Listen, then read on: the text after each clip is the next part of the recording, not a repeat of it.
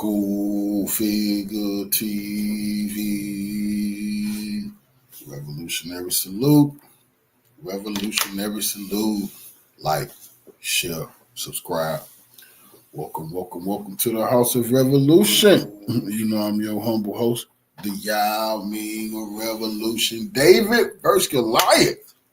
The Yemeni rebels refuse to lose. Before we get into that, be sure to wipe your feet. That means hit the like button.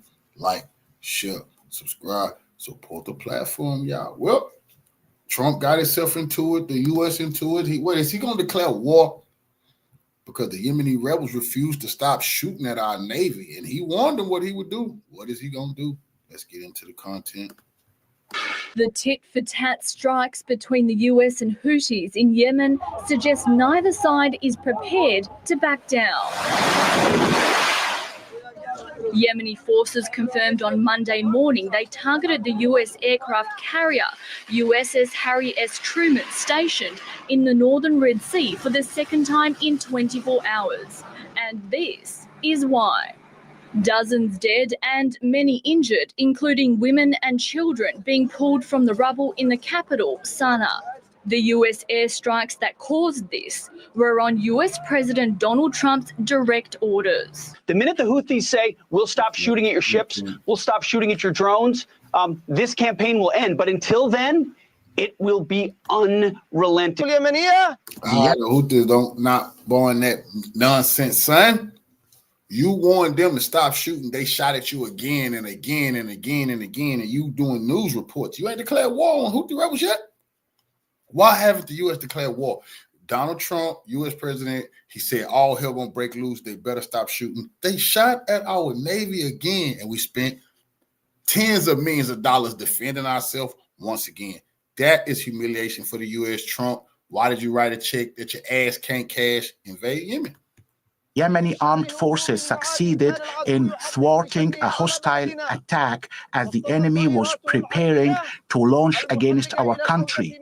Its warplanes were forced to return from their launching point after Yemeni armed forces launched a number of missiles. And I told you it won't be long until one of them planes gets shot down. We don't want no American soldiers to lose their life. What is Trump doing?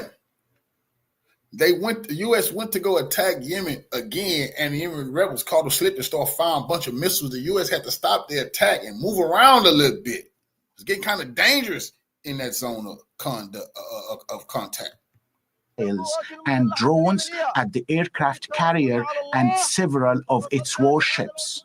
The Houthis began escalating strikes on ships in the Red Sea in late 2023.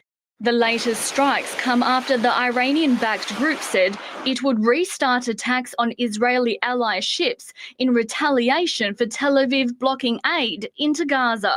The siege that our leader had imposed on the Zionist oppressive entity was under the framework of pressuring Israel, the enemy, to lift the blockade on Gaza. What the Americans did was supposed to change our stance, but the Yemeni people and leadership will not change their position. The UN is urging for restraint from both sides. They fear that if the retaliation continues, it would raise tensions and worsen the humanitarian crisis in the region. Christina Simic, TRT World.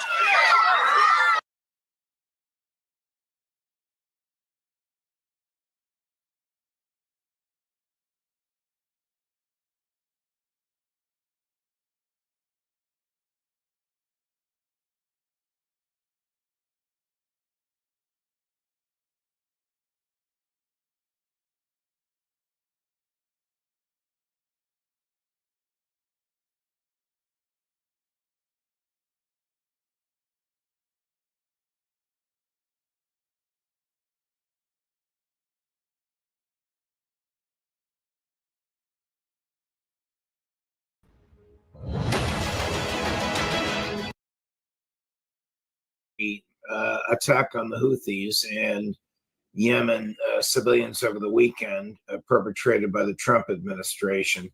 I'd like your take on the back and forth, Witkoff, Rubio, Trump, Putin, that's been going on. As I understand it from Alistair Crook, Secretary Rubio actually had Steve Witkoff, delivered to President Putin a signed copy of the so-called ceasefire agreement signed by Marco Rubio and by Vladimir Zelensky. That does not strike me as appropriate or standard diplomacy, but this is something relatively new. What's your take on it? Well, I, of course, can't confirm this reporting, so I don't know. You're right to point out that that would be a departure from diplomatic norms, because the implication is that they're trying to strong arm Russia into accepting something that would be unacceptable for Russia. And I don't believe if that tactic was used that it would work.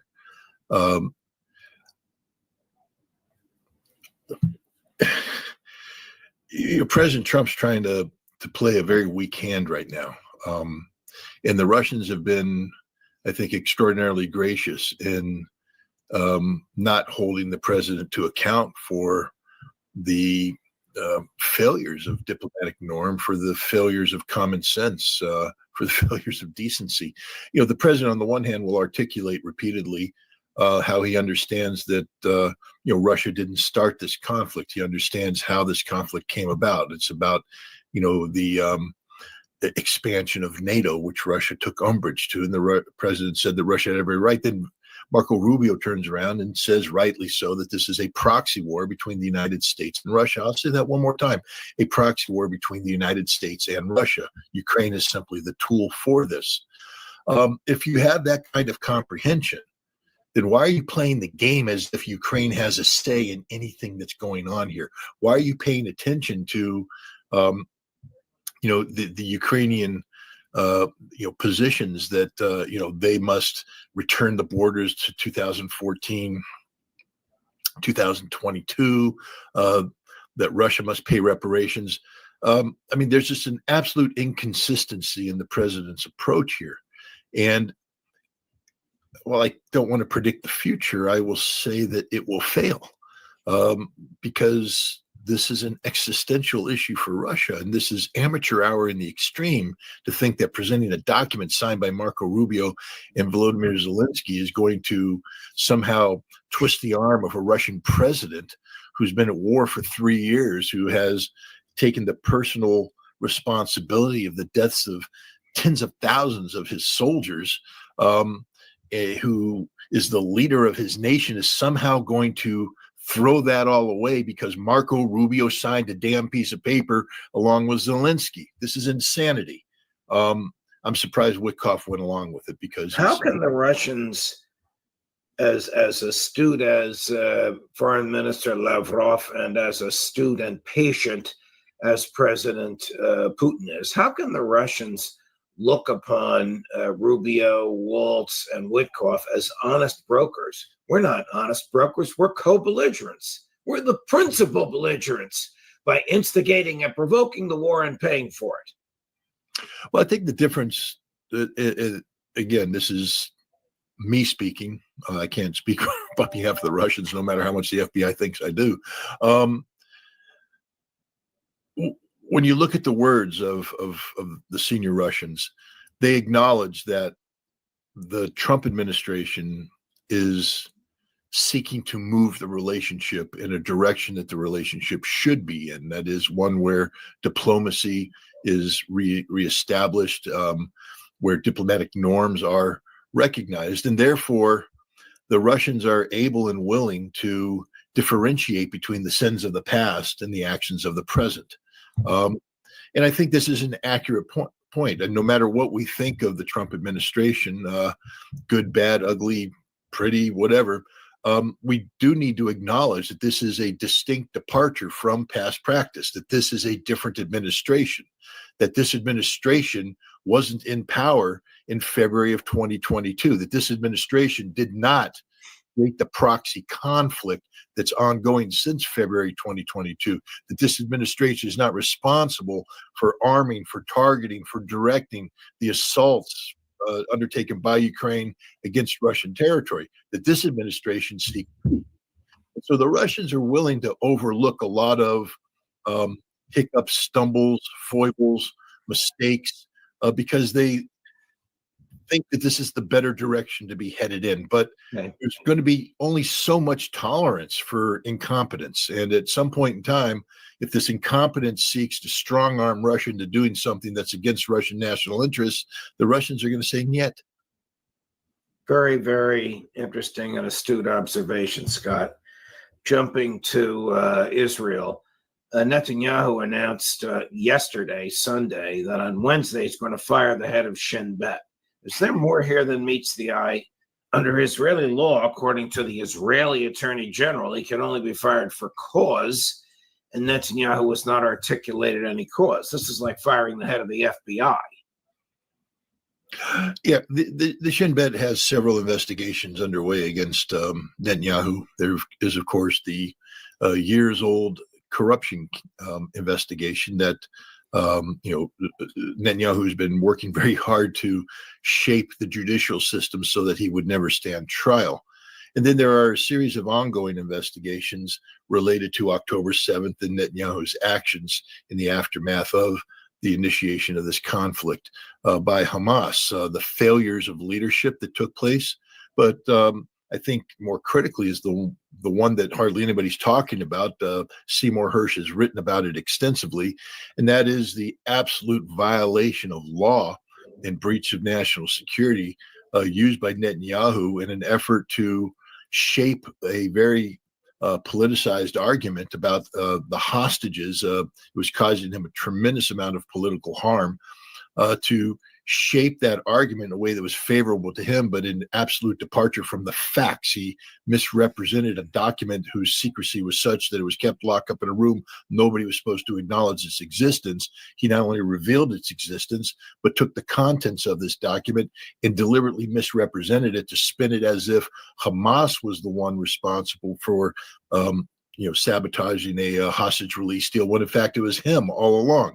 And he is now under investigation for lying to the Israeli people and for violating national security by leaking a document he had no authority to leak. And the Shin Bet's the one that's investigating this. So he literally has, I believe he has brought in the Shin Bet guys, they make this go away. And the Shin Bet guys say, "No, I'm not doing that. I'm doing my job." And so Netanyahu's trying to fire him. I guess there's no way to know what the political ramifications will be to this.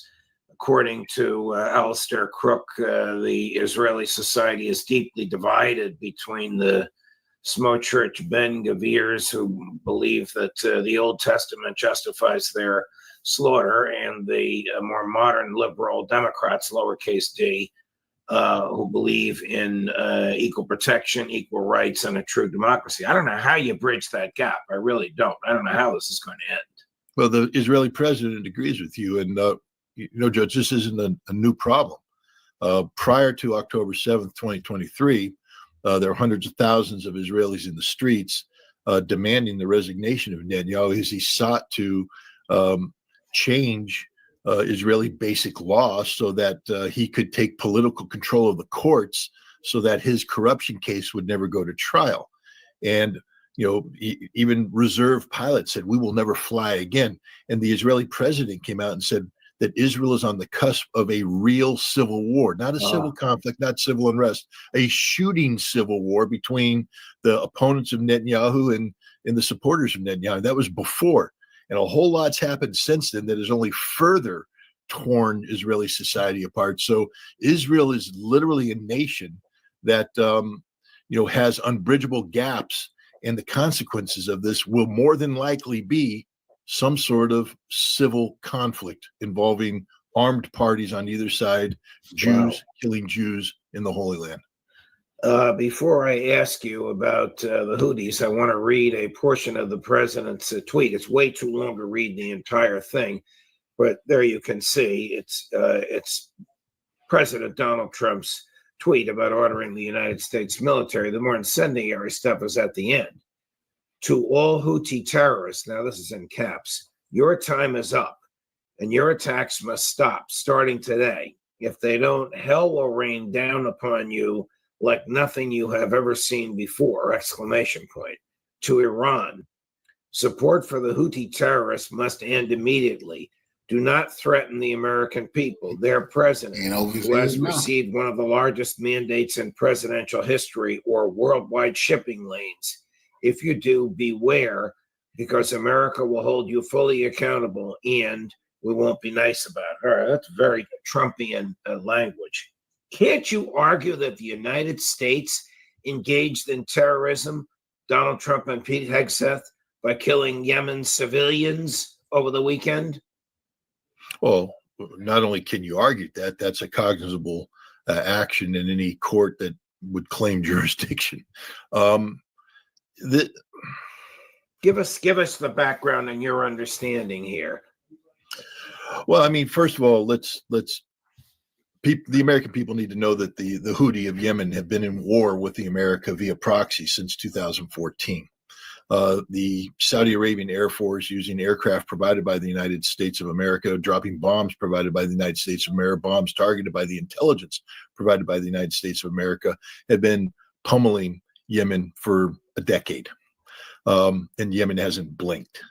The United States got involved in participating in these attacks last year, or even for over a year now. We've been in a quasi war with the Houthi because the Houthi are very principled people, and they said, we will not stand by idly while genocide is taking place. The Palestinian people of Gaza must be allowed access to humanitarian goods. The blockade must be lifted, and until which time those conditions are met, we will prevent Israeli shipping from transiting through the Red Sea into the port of Eilat. And they succeeded in shutting down the shipping. The port went bankrupt. The Israeli economy was devastated. Now, this is a Houthi action against the Israelis, and America stuck its nose in it. And then America said, no, you can't do this. You have to cease your blockade. And the Houthi said, stick it in your ear. And we started bombing them.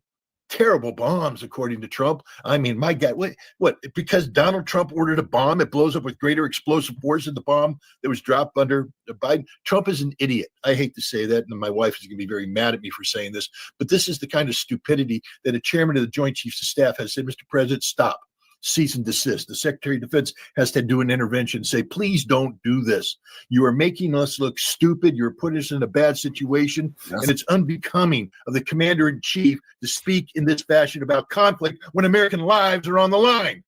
Treat those Americans with respect, at least. Use words that impart the dignity of the service they are giving you instead of treating it like a childish video game. Mr. President, shut up. And that's what he needs to do.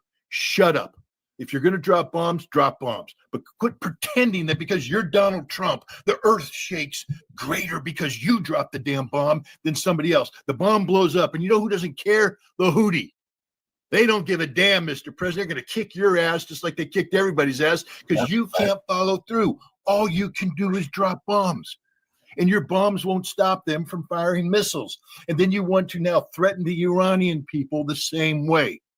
It isn't going to work, Mr. President. And what's going to happen are one of two things. One, you're going to look foolish because you're going to have to back down when your Secretary of Defense says we can't escalate any further without putting 700,000 boots on the ground. That's a major invasion that will cause the entire region to blow up. Oil prices will spin out of control and your economy will crash, and you're finished, Mr. President. You're done. Everything you're trying to do, the American people will not tolerate $120 oil. Because they can't economically. All the changes you're making are predicated upon a foundation of economic stability, which will not be here if you throw oil security, energy security out the window by going to war with Iran. Stop it.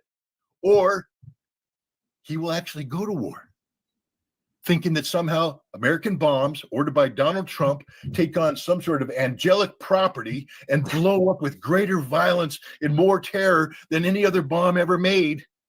And then the Iranians will shut down the Strait of Hormuz, blow up American installations, destroy Israel, and invite an American nuclear retaliation. And boom, the man who thought he was going to get the Nobel Peace Prize will go down in history as the greatest warmonger in modern history. That's a fact. So how foolish is it to bomb the Houthis?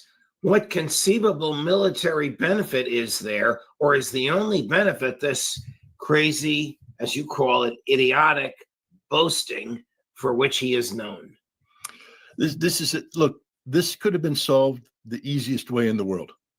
The president should have sent Steve Witkoff to Benjamin Netanyahu, punch Netanyahu in the nose, headbutt him in the face, put him in the chair, and say, lift the blockade against Gaza right now. You're done. You're finished. Stop the blockade. Get the humanitarian goods blowing back in. That's what should have happened. But no, we can't say no to the Israelis, apparently, or the president just isn't smart enough to realize the ramifications of what Netanyahu did, not realizing that the Houthi linked. The reason why the Houthi stopped firing their missiles last time is that the ceasefire came in as they demanded, and the humanitarian goods flow, and the Houthi were people of their word, and they said, we're done. But no, they allowed it to happen again. Mr. President, you can't bomb these people into submission. There's a video of a Houthi fighter going out to recover the body of his friend. The man's wearing sandals. He's got his little dish dash on, not body armor. He's not dressed like an American commando and all this kind of stuff. And he's running with his body through enemy fire. You see the bullets kicking all around him. They're trying to and he keeps running in the desert under fire with a body on his shoulders, and he recovers his friend. That's who we're fighting. We can make fun of them. We can use all the derogatory terms we want. They wear sandals. They do this. They do that. They do this. They're the toughest people in the world when it comes to fighting in that world, and we are not going to beat them. Who are they? What does Houthi mean? Is it the name of a human being, or is it a geographic location? No, the Houthi, it's the name of a family that's head of a tribe that embraces an offshoot of the Shia Islamic faith. They are, native to that area in the Arabian Peninsula. They actually, the territory that belongs to them crosses over into Saudi Arabia. Saudi Arabia has been at war with the Houthi in one way or another for many, many decades. And they always lose. Every time they come in, they lose. Now, the Saudi Arabians drew an arbitrary line on the map.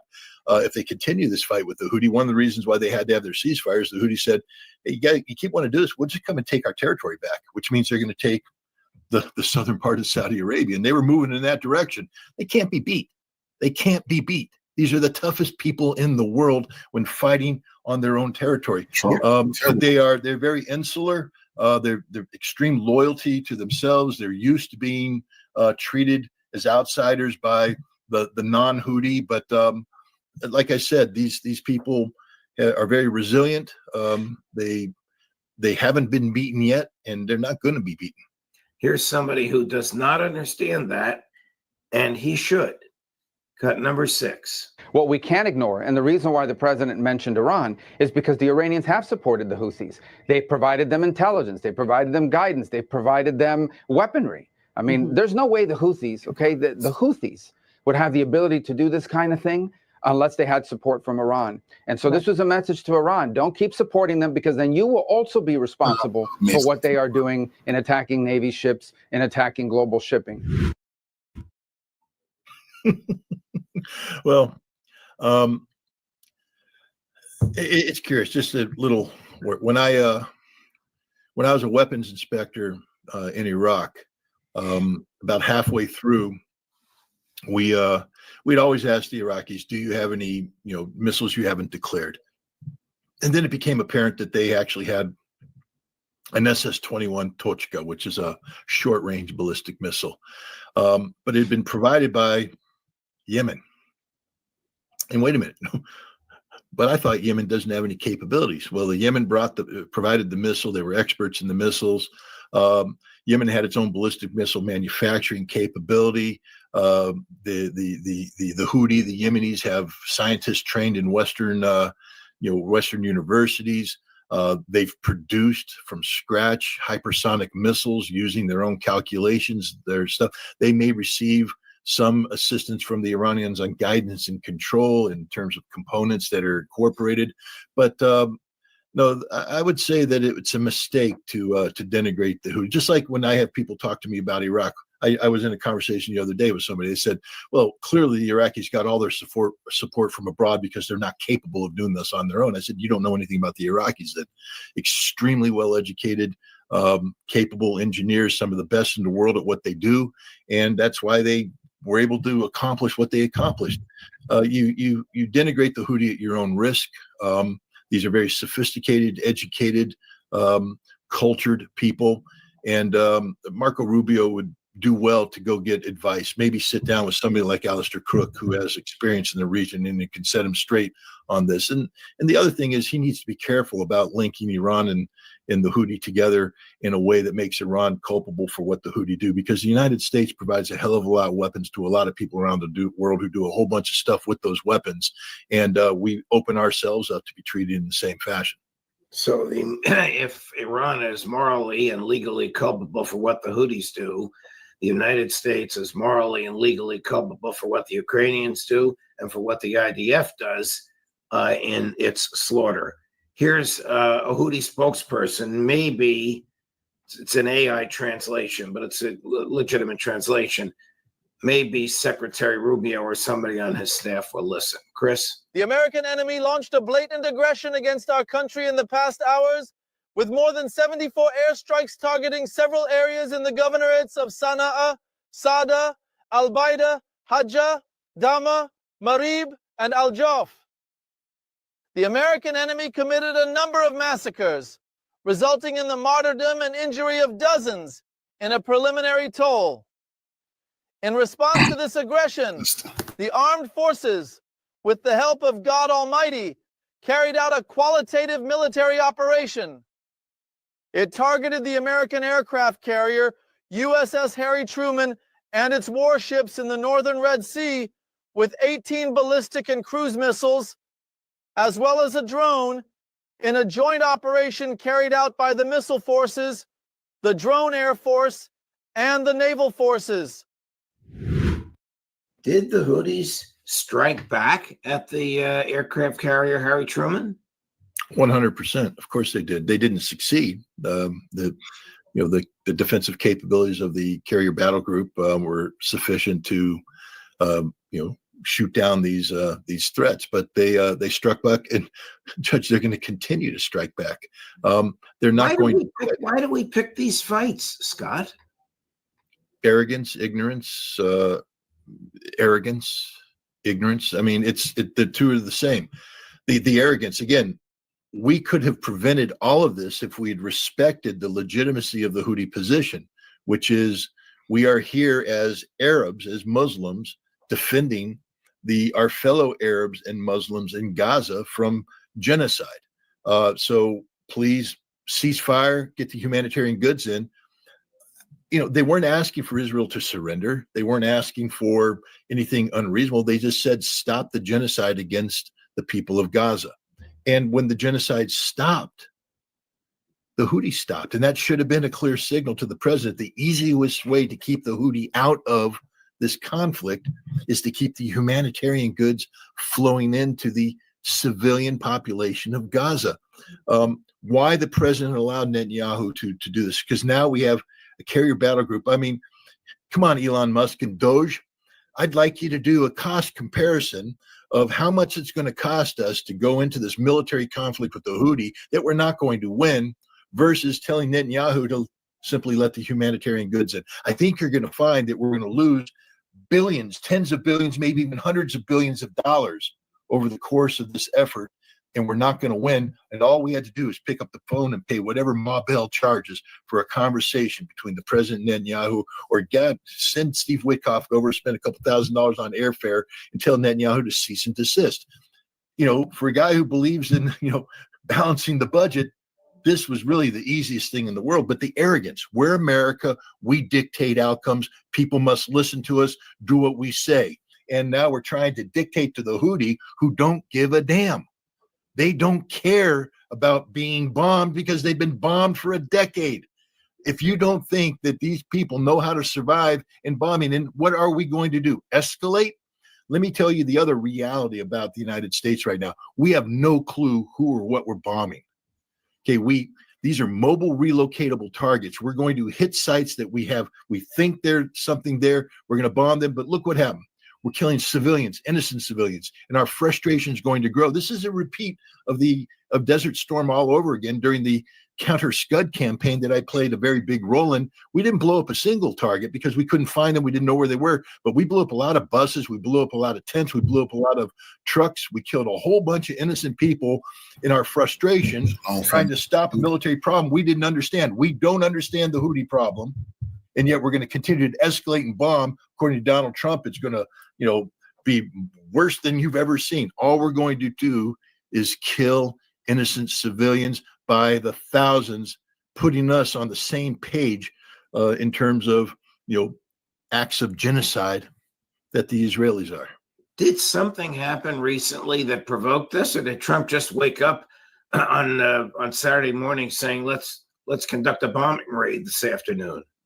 I think no. The Houthi announced that they're going to resume firing missiles into against Israeli shipping because Israel had violated its its requirement to provide humanitarian goods to the citizens of Gaza. So the Houthi said, if Israel is going to starve the people of Gaza, then we will resume cutting off Israeli shipping through the Red Sea.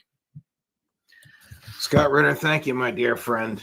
A superb explanation of what's going on there, which I haven't heard from anybody else.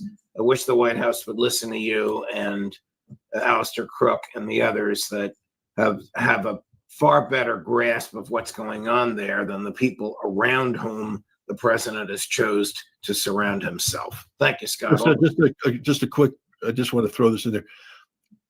Until recently, I was actually in contact with a spokesperson from the Yemeni Ministry of Defense, a Houthi. And, this created a dialogue and ability to learn more about them, but also to have discussions trying to explain America to them. But because of the sanctions and the redesignation of the Houthi as a terrorist organization, that channel of communications is now closed to me.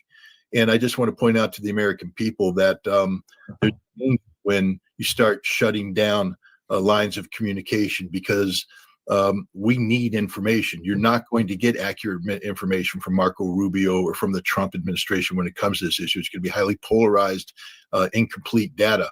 I'm not saying that the Houthi are always right. I'm not saying that they always tell the truth. I'm not accusing them of not, but I'm saying it's imperative that we make sure we have access to all information sources so that we, the people, can make the best decisions possible. And yet we have the Trump administration shutting down any opportunity to speak with the Houthi directly and find out what their point of view is.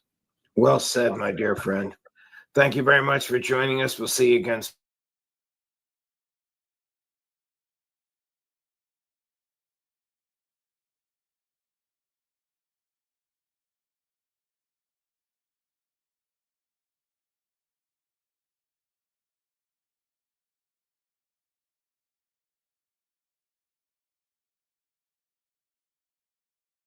See the situation right now with Houthis, with Yemenis, with the new attitude of the Trump administration. What do they want to do with Yemenis, in your opinion?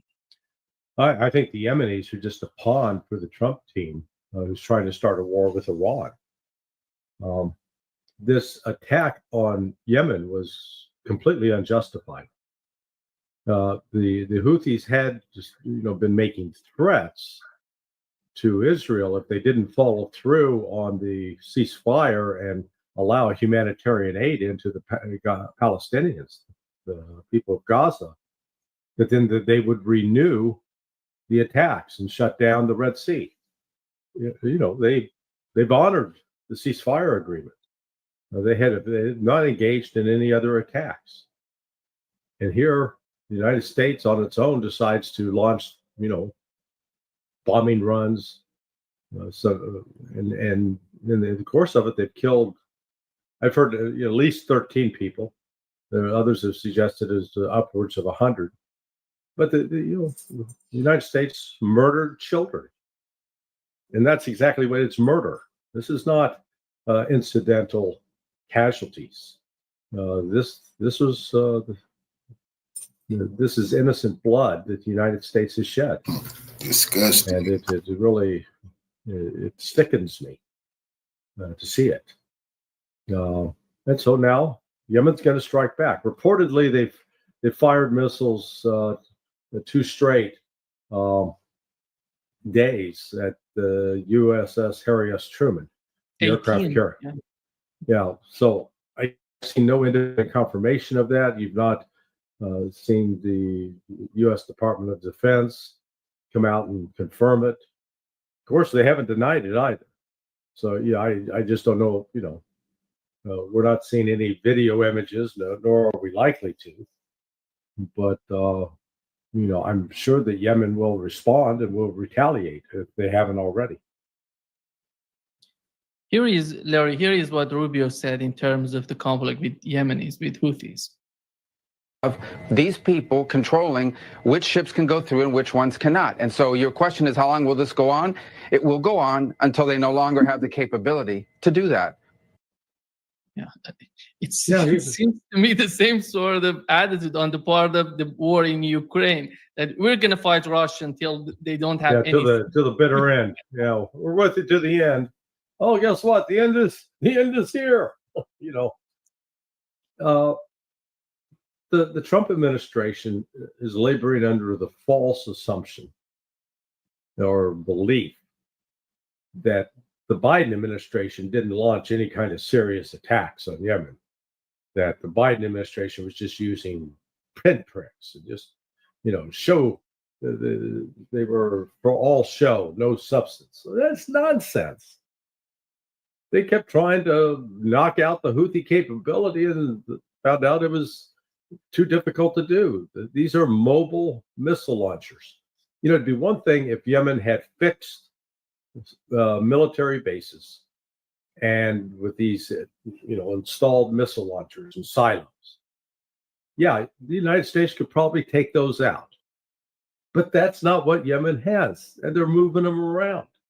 And in a lot of cases, the United States has been, bombing decoys.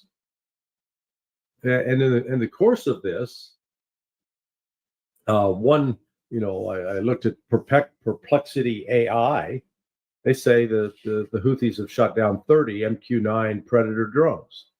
Well, each one of those goes for at least $30 million a pop. So you were talking their minimum $390 million worth of U.S. technology shot down. Others have said that it's a much higher number, 15 to 18. Well, if it's 15, that's closing in on a $500 million. So, the Houthis have been having some effect in punching back at the United States. But all of this is, it's a distraction. This is the United States is doing this as a pretext to create justification for a military strike on Iran. It really appears to be that way, based upon listening to the comments of Rubio, Michael Waltz, Trump. This is not just about opening the Red Sea to freedom of navigation. It's beyond that. They're blaming this as the Iranian-backed Houthis, and that they're insisting that Iran supplied all these missiles. Maybe they did. I don't have any information one way or the other to dispute that or corroborate that. But the United States, the language that was released by the White House, and then you had a subsequent release on Friday. Before the bombing on Friday, you had the Institute for the Study of War put out this thing about Iran's building a nuclear weapon. This has been a neocon wet dream for years. They've been trying to go to war with Iran for at least the last 30 years. I think now they're going to do it. And if Trump falls into this trap, God, he didn't learn a damn thing from his first administration and the subsequent attacks on him. He had a real chance to be a genuine peace president, to bring peace to Ukraine, to bring peace to Gaza. But instead, man, he's fully in the pocket of the Zionist lobby. They got him bought and paid for. He's not an independent thinker on this at all. And the Zionists they start playing the accordion, and he starts dancing like a monkey. That's all. Trump is behaving like an organ grinder monkey. Is the best. I'm sad to say. The war with Iran, Larry, by the way, has a broader issue. It's not just about the United States and Iran. You can consider all the Arab states together with Israel. You can see the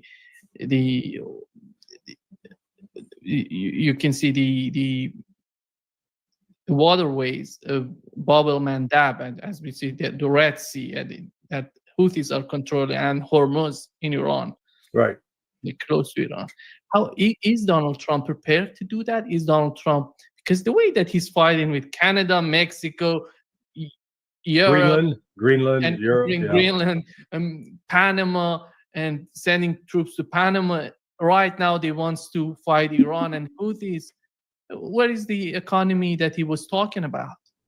Yeah, no, he's. People are looking for stability, predictability, peace. And I mean, he's lost his damn mind. It's this chest thumping, bombast, threatening. That's always been a part of him. But he kept insisting, campaigning on the concept that he was going to be Mr. Peace. Well, he's not, and it's going to provoke violence in Panama. The United States has no business controlling the Panama Canal. It hasn't been an issue.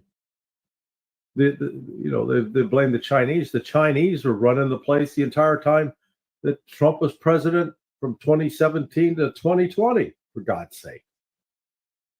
And Trump isn't paying attention to the fact that Iran, right now, I think we're coming up to the conclusion of the annual joint naval military exercise that Iran has with Russia and China.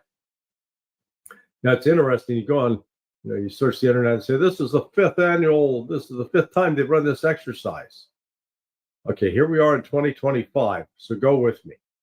The first exercise was 2019, 2020, 2021, 2022, 2023, 2024, 2025. Okay, Nima, math quiz. How many is that? No. Is that 5? No. No, that's 7. They've been doing this, they've had 7 exercises now. And so what the concept of doing those joint exercises means, there are contingency plans in place for China and Russia to come to Iran's aid militarily in the event of an unprovoked attack. And I think that's actually where we're headed. That, reportedly some of these jets that hit targets in Yemen came out of Saudi Arabia, United Arab Emirates, Qatar. If that's true, then you can anticipate that Yemen may start firing back at those countries. Al Udeid Air Force Base in Qatar is a big fat target. Wouldn't be surprised to see that hit. But if Washington labors under, in my view, the false belief that Iran is weak and can't protect itself, and that the United States is the strongest military in the world, and we can do whatever we want, and we'll just really hurt them. I anticipate that if the United States is foolish enough to try to launch attacks into Iran, just as Israel did on October 27th, I believe it was, that you may wind up seeing some U.S. aircraft shot down inside Iran. And then all of a sudden you got U.S. pilots being held as prisoners of war. This is getting potentially very dangerous again. We had sort of an opening for peace. Now, Trump did reportedly send a letter to President Pezeshkian offering to initiate talks. And the Iranians have said that they're considering the offer, but against this offer, they're getting these threats. So Iran has suffered as a result of the sanctions. But I don't see Iran caving and cowering in fear before this. I think they're, preparing to fight back if necessary. It seems that many people do not understand that these Arab states, when it comes to fighting Houthis, they don't have any sort of power to fight Houthis. Right. They don't have the capability to fight Houthis. We've been seeing this being proven to us. They have been fighting Houthis. That's why Houthis are feeling so similar to the people. They feel so sympathetic to the people of Gaza because they have been suffering the same sort of attacks. And what's so amazing, Larry, by the way, that in the mainstream media, when it comes to the main reason of Houthis doing this, attacking in Israeli ships, they don't mention the main reason of that. Right. They don't. Yeah. Here is what Hexet said, Larry. Here is what Hexet said. Campaign is about freedom of navigation and restoring deterrence. The minute the Houthis say, we'll stop shooting at your ships, we'll stop shooting at your drones, this campaign will end. But until then, it will be unrelenting. We got the reports last night, Maria. The Houthi capital felt like an earthquake. Dozens and dozens of precision heavy munitions dropping precisely on the targets that we wanted to hit, sending a very clear message. And the message is clear to Iran as well. And the president said it in his truth. Your support of the Houthis needs to end immediately. We will hold you accountable as the sponsor of this proxy. And I echo his statement. We will not be nice about it. This is not the Biden administration. The message is clear. We will come after the Houthis until they stop shooting at our ships, and the Iranians better stay out of it. Yeah. Look, that clip right there illustrates that Pete Hegseth is completely unqualified to be Secretary of Defense. He is an intellectual lightweight. He's giving you the comic book version. Instead of acknowledging and saying, look, we understand that the Houthis started this as a way to bring pressure on Israel to stop the genocide against the Palestinian people. That's why they're doing it.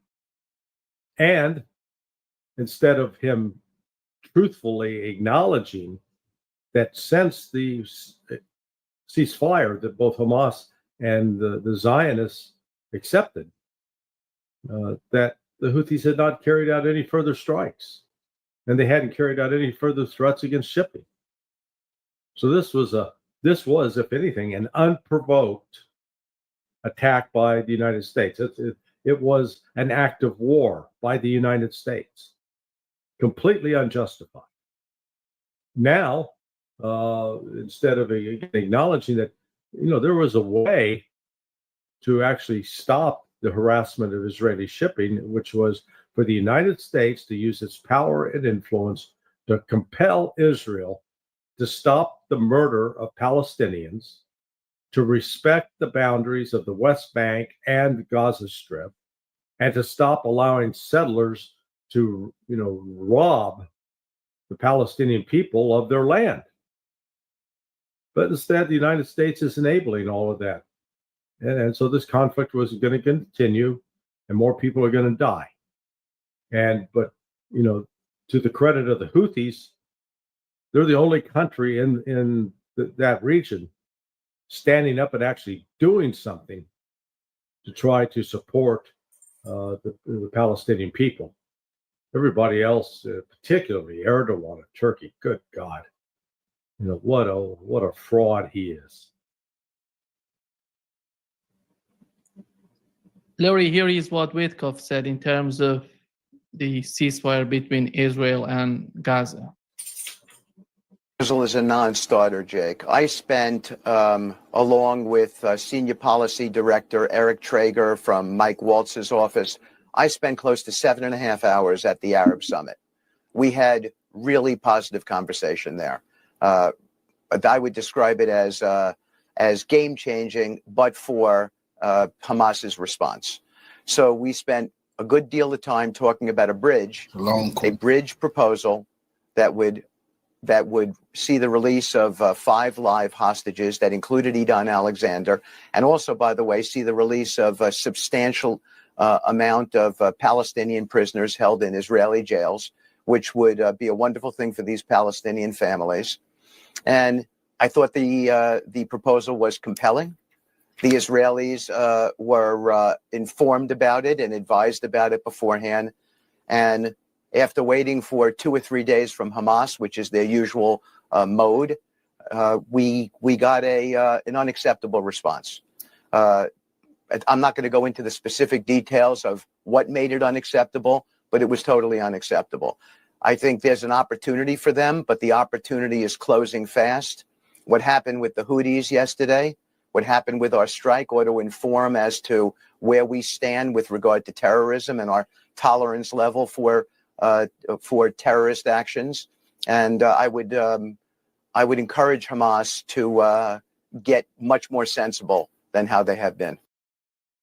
Do you understand what is he talking about? No, we're the terrorists. I mean, this is what's so ridiculous about this. People like Witkoff and others. They keep accusing Hamas of terrorism. Hamas is not killing Israeli civilians. The only one killing civilians is Israel and the United States. In our bombing of Yemen the other day, we killed women and children. Those children weren't launching missiles into the Red Sea. Well, but we just chalk it, oh, that's collateral damage. We didn't mean it. I've been watching this bullshit go on for 50 years. I mean, it's the same nonsense where we portray Israel as the victim.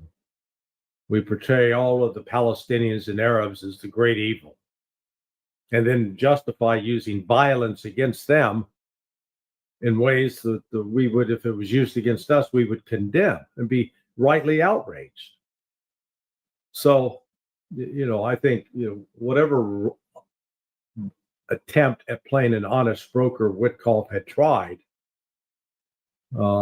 he's abandoned that. And the fact that he's justifying these strikes on Yemen, again, I think this is all pretext, laying a predicate to go after and attack Iran.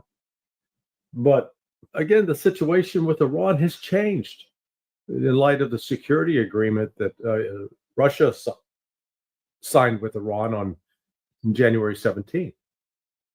And within that, they did a pretty extensive job of laying out how Russia would support Iran's peaceful nuclear program. Well, it's the nuclear program that the United States is using as a justification for carrying out attacks on Iran. This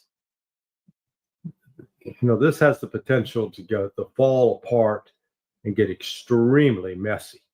And because what's going to happen is, let me give one possible scenario that the Houthis will succeed in sinking one ship. And man, if it's an aircraft carrier, boy, that'll be a blow. Well, Trump's then going to have egg all over his face, all of his chest thumping and threats. He'll be attacked so he's got to show strength. Well, how do you show strength? Well, show strength by conducting more military operations. So then they will attack Iran. Well, then Iran's going to turn around and attack the U.S. military bases in Qatar, for starts, take out Al Udeid and the several military outposts in Syria. And then this escalates. And and within and in all of this, Russia and China are going to definitely have a say, because they're watching that the United States is looking always for an opportunity to attack them. This notion that the United States can impose its will on every other country and that we can do whatever the hell we want. We're behaving like an out of control serial rapist, in my view. And I know those are harsh terms, People accuse me of being un-American. You know, my ancestors, I got 400 years worth of family history here in the United States. We fought for liberty. We fought for freedom. We didn't fight to go out and be the number one terrorist in the world, which we have become. In terms of, what's the measure?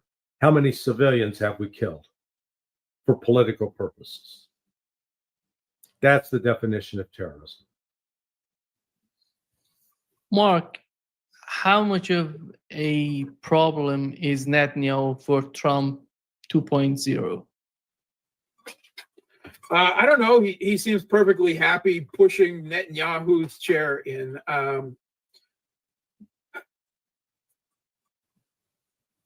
There's only one blip in Trump's full-throated support of Israel from his first administration, the interim period, and the new administration. A lot of people in the alt media jumped at the fact that he reposted a link to a video by Jeffrey Sachs where Jeffrey Sachs criticized Trump. But nothing else, absolutely nothing else since then. It would seem that when Trump got Netanyahu to agree to a ceasefire with Hamas and the hostage exchange, that he had the same deal, by the way, that he had rejected earlier with Biden. We don't know what the terms of that are. There was always a carrot and a stick. Well, I think it's become pretty clear since then what the carrot was. You agree to the ceasefire with Hamas now, and we'll fully back your accelerated timetable to ethnically cleanse all of the Palestinians from Palestine and create the greater Israel during the next 4 years. Because Trump has openly talked about moving all of the Palestinians out and the great real estate opportunities in Gaza, right? And he's actually also mentioned the West Bank as well. You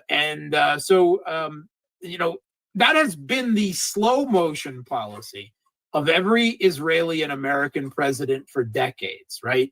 The settlers, right? The settlement by settlement, house by house, bulldozing, driving the Palestinians out, and then resettling more Western Jews, right, on that ground as new Israeli citizens. That has been, you know, but it's obviously been decided to accelerate that timetable. Now, Biden actually tried to do it first and failed again, right? Blinken went to Egypt and Jordan and tried to get them to open their borders, right? Particularly in Egypt, so that the Palestinians from Gaza could be driven across the border. And then, of course, Nakba, they're never going to be allowed back. And Biden, you know, whoever, couldn't get it done.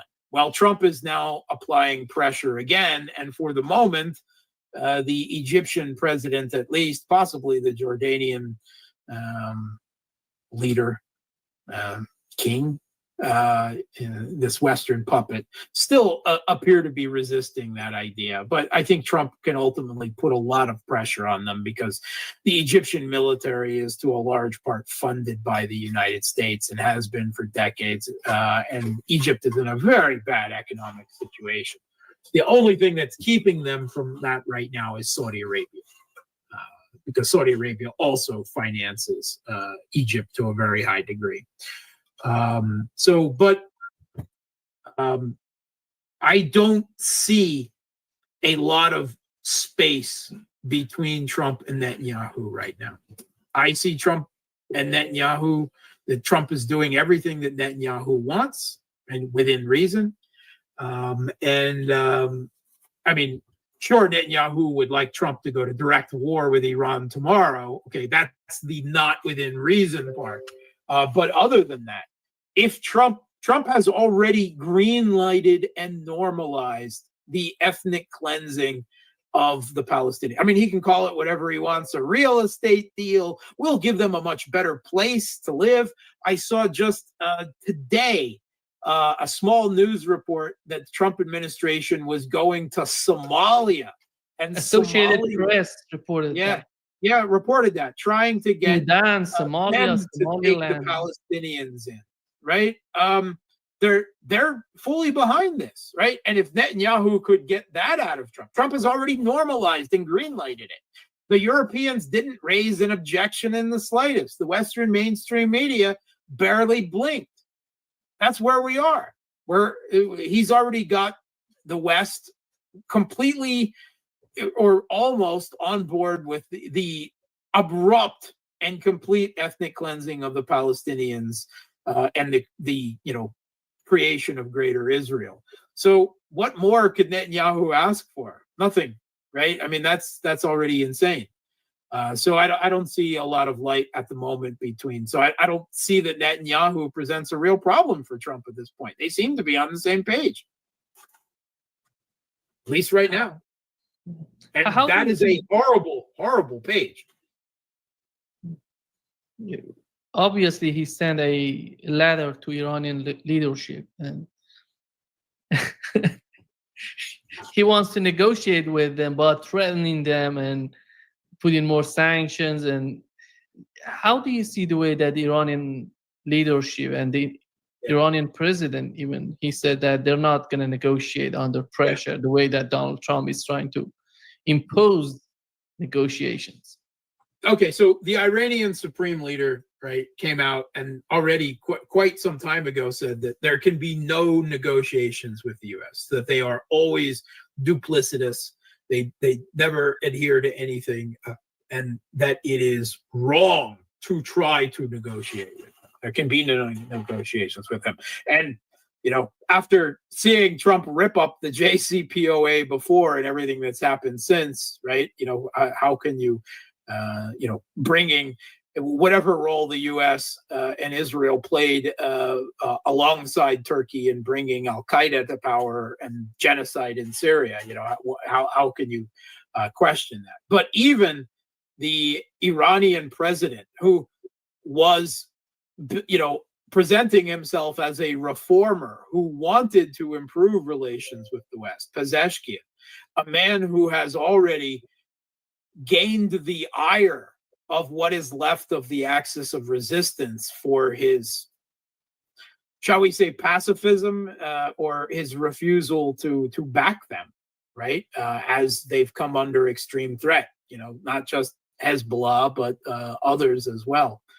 Even he said, we won't negotiate with Trump, and go to hell, do what you will, right? I mean, that's coming from Pezeshkian. That's something at this point. But the interesting thing is, I don't think Trump wants to get embroiled in a war with Iran in the Middle East and the resulting giant surge in oil costs and gasoline that would result in any more than Biden did, right? And there aren't really any options to invade Iran, right? That's not realistic. No, hundreds, 500,000, 1 million U.S. troops. Come on, that's not serious. The far greater, airstrikes, missile strikes is always a possibility, but the problem there is Iran has a really significant missile capability of their own that the U.S. has demonstrated they cannot protect Israel from, much less their military bases throughout the Middle East. So there's not a lot of options there. The biggest threat to Iran is always subversion from within. And the Israelis are very good at that. Mossad, yes, the evil bastards, give them credit.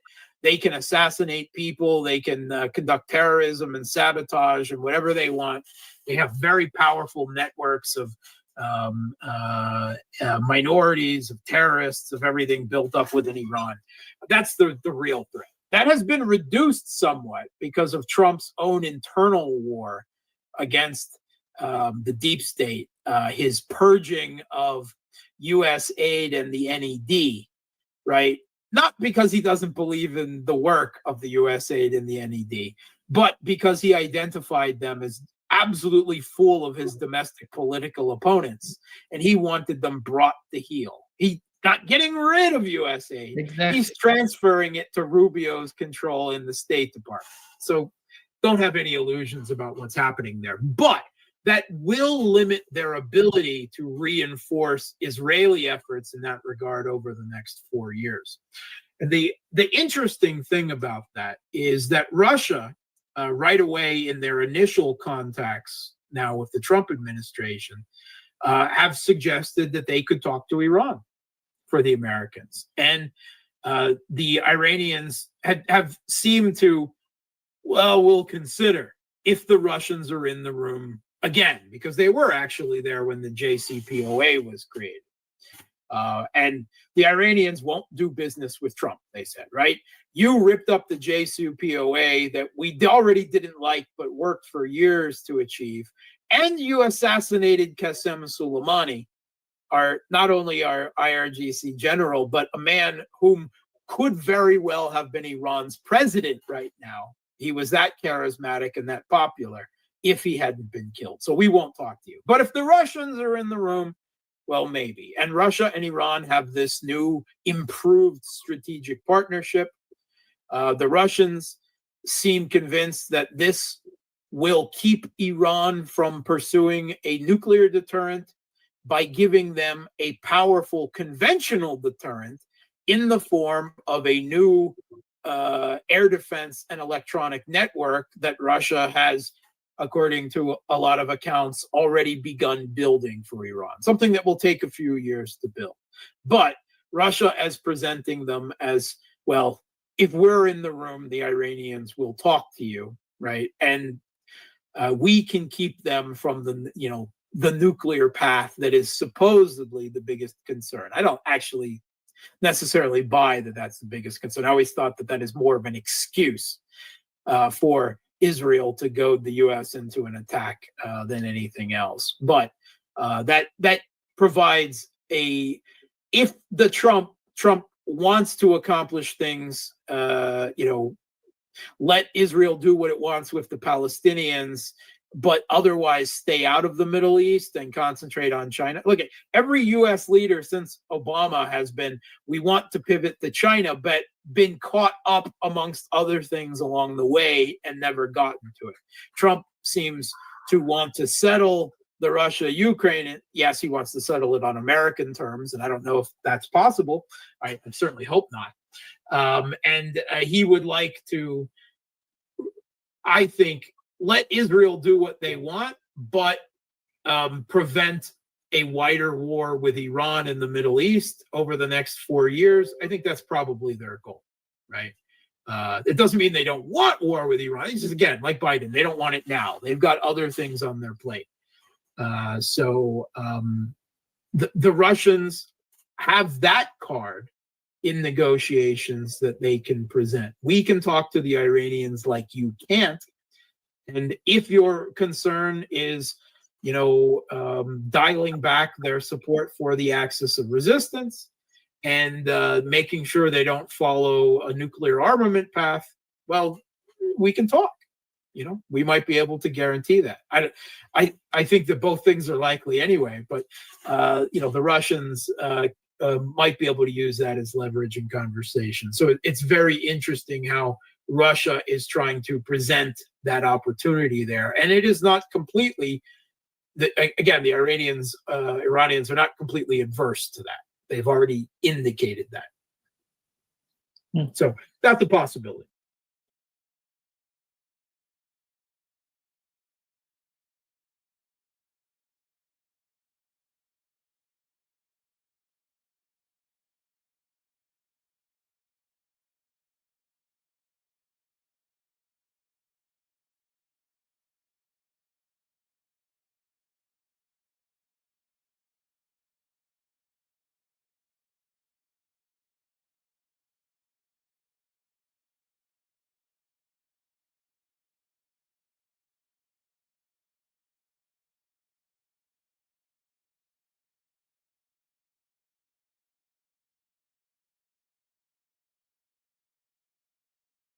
Wealthiest people. Why? Because they benefit from a tax system. And that tax system grants residents, those wealthy ones, privileges that exempt them from paying taxes on their overseas assets. Now you see why some of the leaders around the world park their money in England. So, but now with this privilege about to be abolished, to first of all to maintain the lifestyle of the monarchy there, and of course to send to Ukraine. You wonder why inflation, or you wonder why your economy is going down the toilet. So, all right, let's get into our topic here, because we got a lot to cover, and I'm going to be addressing, of course, the recent U.S. Strikes on Yemen, certain different governorates, and of course there are civilian death, including children. That's beg the question, because dozens have been killed. Those are defenseless Yemenis following the U.S. strikes on Yemen. So, and the questions that we ought to ask now, questions we ought to ask, and I have the questions for you guys. I prepared them, so this way we'll let me get to it here quickly, if you allow me. Right here. The first question is the U.S. acting on behalf of Israel? Yeah. What do you guys think? Yes or no? Because you have to understand one thing, that the Houthis have not attacked or launched anything at Israel, because they hold their end of the bargain by saying, no, we will resume our attacks if Israel does not maintain the ceasefire. So, and this makes me think, and this is again me thinking outside the box. In your opinion, please, yes or no, is the U.S., in your opinion, acting on behalf of Israel? Second question, what message is the U.S. sending, and to whom? Is this about the Houthis? Just think about it. Third question, how will the Houthis respond? And the fourth question is, what is the role of the incompetent Arab Muslim leaders? Because you don't dismiss that for a second when you know that the majority of U.S. military installations in the Middle East or West Asia are in key Arab countries. So let me see your answer in the chat box. Amanda, you say yes. Ramples 01, you say yes. Multitanta, you say yes. Bobby, you say yes. Emperor Penguin, you say yes. Patricia, you say Israel is the payment for the U.S. Famida, about Houthis and Iran, especially. That's the second question. John Smith, you say yes. Hanging G, you say yes. AF Carleon, you say Israel is America. You got that right. And Ramples 01, message to Iran. That's regarding my third question. So regarding the first question, you guys are spot on, because that's what it is. And this is where things is going to be moving forward, as now the U.S. Airstrikes on Yemen have killed scores of people and injured over 100, to my knowledge, over 110 people. Most of them women and children. They're defenseless rather. So, all right, guys, before I move forward, please, if this is your first time here on this channel, and welcome to our community, please make sure to subscribe. I'm going to put the link for you there. And let's aim for this 1 million subscriber. Why not? Why not? I want to say thank you to Fred Ball. The U.S. that is lobbied has destroyed the Middle East culture on behalf of Israel. The destruction of the culture, I concur to that, because prior to the invasion of Iraq, I wrote a report pushing for not going into Iraq. Why? It's because, first of all, I argued that we don't understand that the history. When I say we, I'm referring to the incompetent politicians in Washington.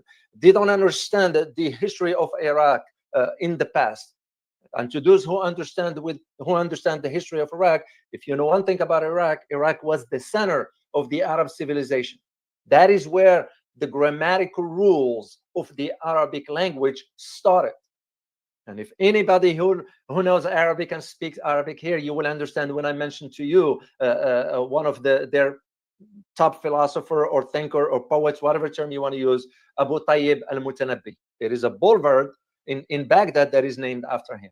So this is why we didn't understand. And second argument I made was, we're going to change the Middle East upside down, that we never go back to what it was before. And here we are. So you are absolutely correct, Fred. I'm going to share this with the community right here. Middle East culture on behalf of Israel scenario. One, given the geopolitical shift, the US will decline naturally. And two, the ordinary people will revolt eventually. Spot on, Fred. Couldn't agree more. It's just a matter of time, especially in the Arab states that are supporting the US behind the scenes. That will include this kind of strikes, even though the strikes came from an aircraft carrier. But remember, Qatar has the largest military installation, US military base in the Middle East. Then Saudi Arabia, Jordan, who else does? Egypt. You got the idea. So thank you very much, Fred. Truly appreciate you. Now, I'm gonna share a clip with you. I need you to take a listen here, guys. And let's start with this one here.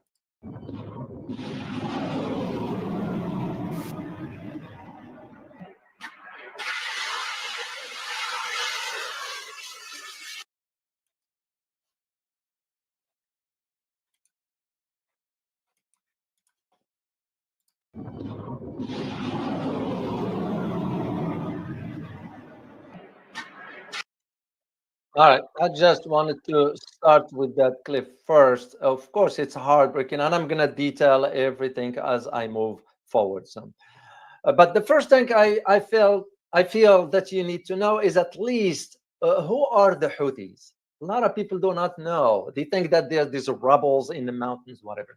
Well, yeah, they started certain ways, but now it's a movement.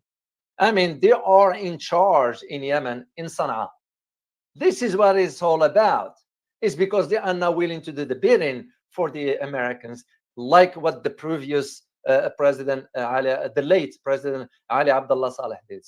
So the Houthis, known also as Ansarullah, which is if an Arabic word for the translation goes as a supporters of God. Now, of course, the West is going to describe them as a rebel group. Well, if it is a rebel group, at least it's taking stand and here is the key, guys. It is putting the Arab and Muslim leaders to shame. Of course, Houthis control most of Yemen, including the capital Sana'a, and some of the western and northern areas close to the Saudi border. This is what the whole issue is all about. And I'm going to detail, because when I wrote the Saudi book, I detailed more about this. So the Houthis emerged in the early 90s. But it rose to prominence in 2014, to be exact. And I was in the country at that time between 2006 to 2011, if I'm not mistaken, back and forth. And this is when the group rebelled against the Yemeni government. But the Yemeni government was supported by the Saudis at that time, with the Saudis doing our own bidding. And because that's what caused now at that time, the government to step down, was crippling the whole dynamics in Yemen. And this is why the Saudis went to a war in Yemen, but they couldn't defeat the Houthis. We were the one providing them intelligence and support. Saudis can fight. You all know this. There's no secret about that one. It was the Saudis and United Arab Emirates. What they both have in common, they all have military installations in their countries. This is why I'm saying the Houthis have put the Arab and Muslim leaders to shame. So, of course, it's not a secret. Houthis have been supported by the Iranians, because that war that took place in Yemen was a proxy war at that time between Saudi Arabia and Iran. And of course, that's how it moved forward. So let me do a little bit of geography, a little bit of history, and I'm gonna dig into my own analysis here about the airstrikes and what it means. Let me share a screen with you just for you guys to see where Yemen is. And again, I don't assume everybody knows where things are. And that's why we are here. We are here to learn, guys. We learn from each other. That's the purpose of this channel, in my opinion. All right, Yemen. Yemen is an arid country situated in West Asia, or they call it Middle East, or even the southwestern corner of the Arabian Peninsula in Western Asia, that is. It is located in the northern and eastern hemisphere of the earth. Yemen is bordered by two main countries, and those countries are Saudi Arabia, which is bounded to its north, and Oman, it's bounded to the east. Yemen has a coastline on the Red Sea to the west, which is the one that they are controlling right now. The Gulf of Aden, another important location. If you can, let me make this fall here, and I'm gonna move the map a little bit. Aden, right here at the bottom, guys. That's where it's a very, very important. Then you have the Arabian Sea and the Guadalquivir Channel bound to the south. Yemen is strategically located at the entrance of Bab el-Mandeb. Bab el-Mandeb is right here. Very, very crucial. This is why in Eritrea and Djibouti, they cross over through Bab el-Mandeb to get to where they want to get there. So Bab el-Mandeb, the strait links the Indian Ocean to the Red Sea via the Gulf of Aden, or Khalij Aden, as it says in Arabic, to those who speak Arabic language. Now, the history of Yemen, which is very important to understand, and I have I don't know, I thought I had a picture to share it with you. No, I don't. Anyway, let's move on. Let's move on with what we need to do. So when you think about Yemen, you have to go back, and I'm going to take you back briefly to 1500. Why 1500? Does anybody can tell me who was at that time an empire during that era? Let me see. Oh, Al-Stalokin, you got it. The Ottomans.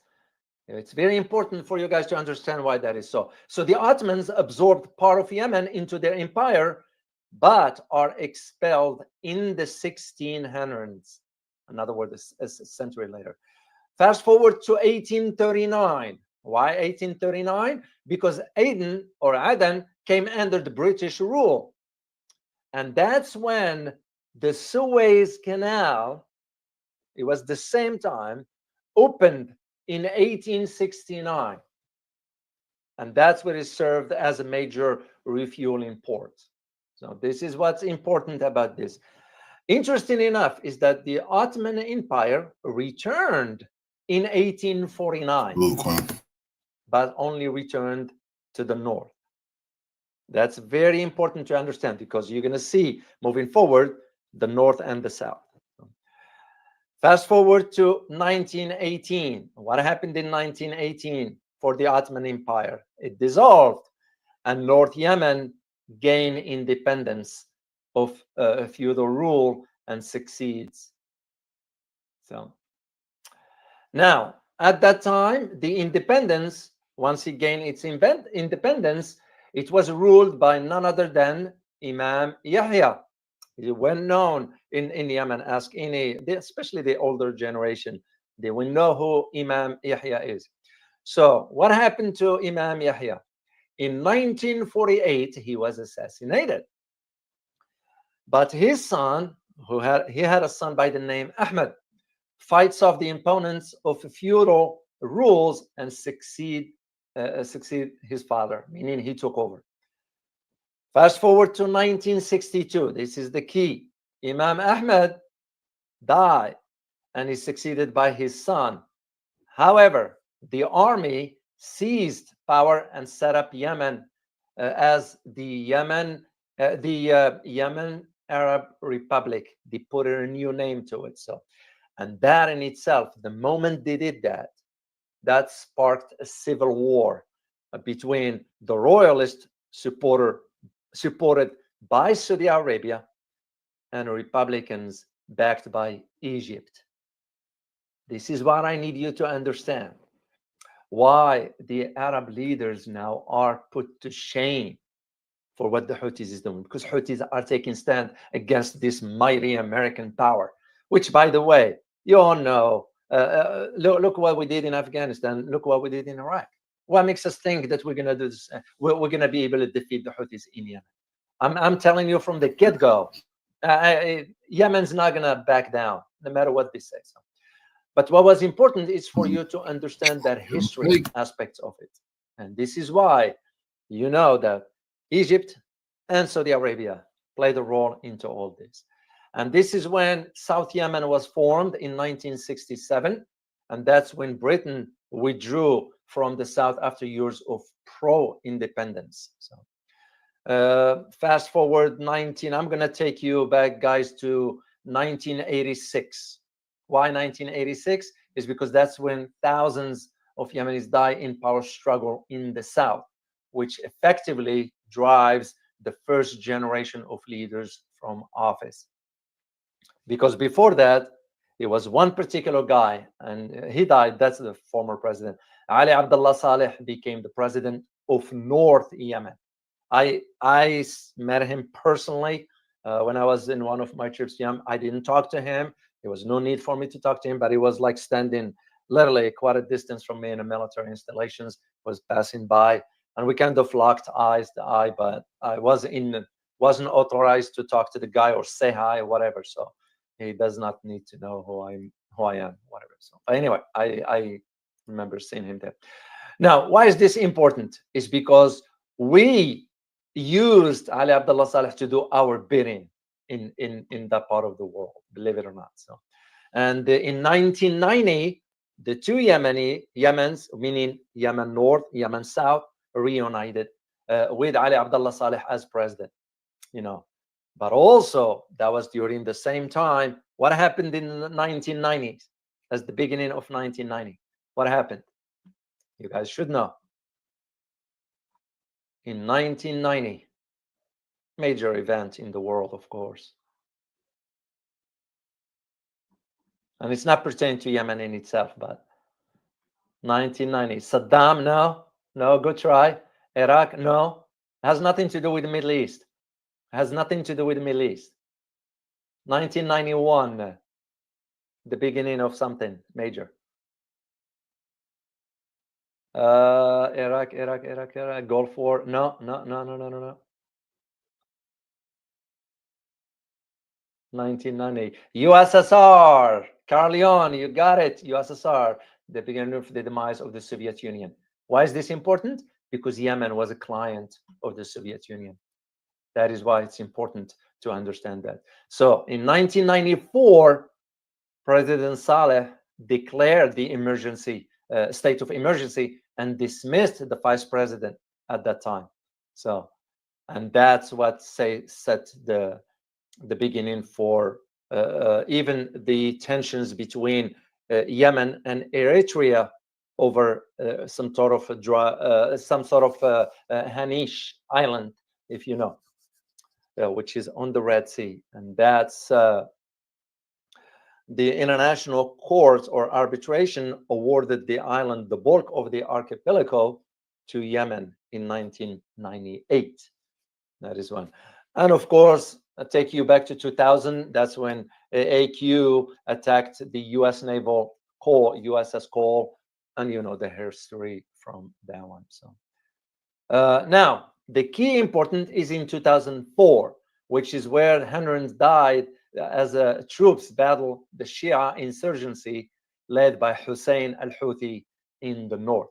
Because if I bring back, and I'm going to bring back the map just to show you the location. A lot of people do not even know where this location is. It's called Sa'da.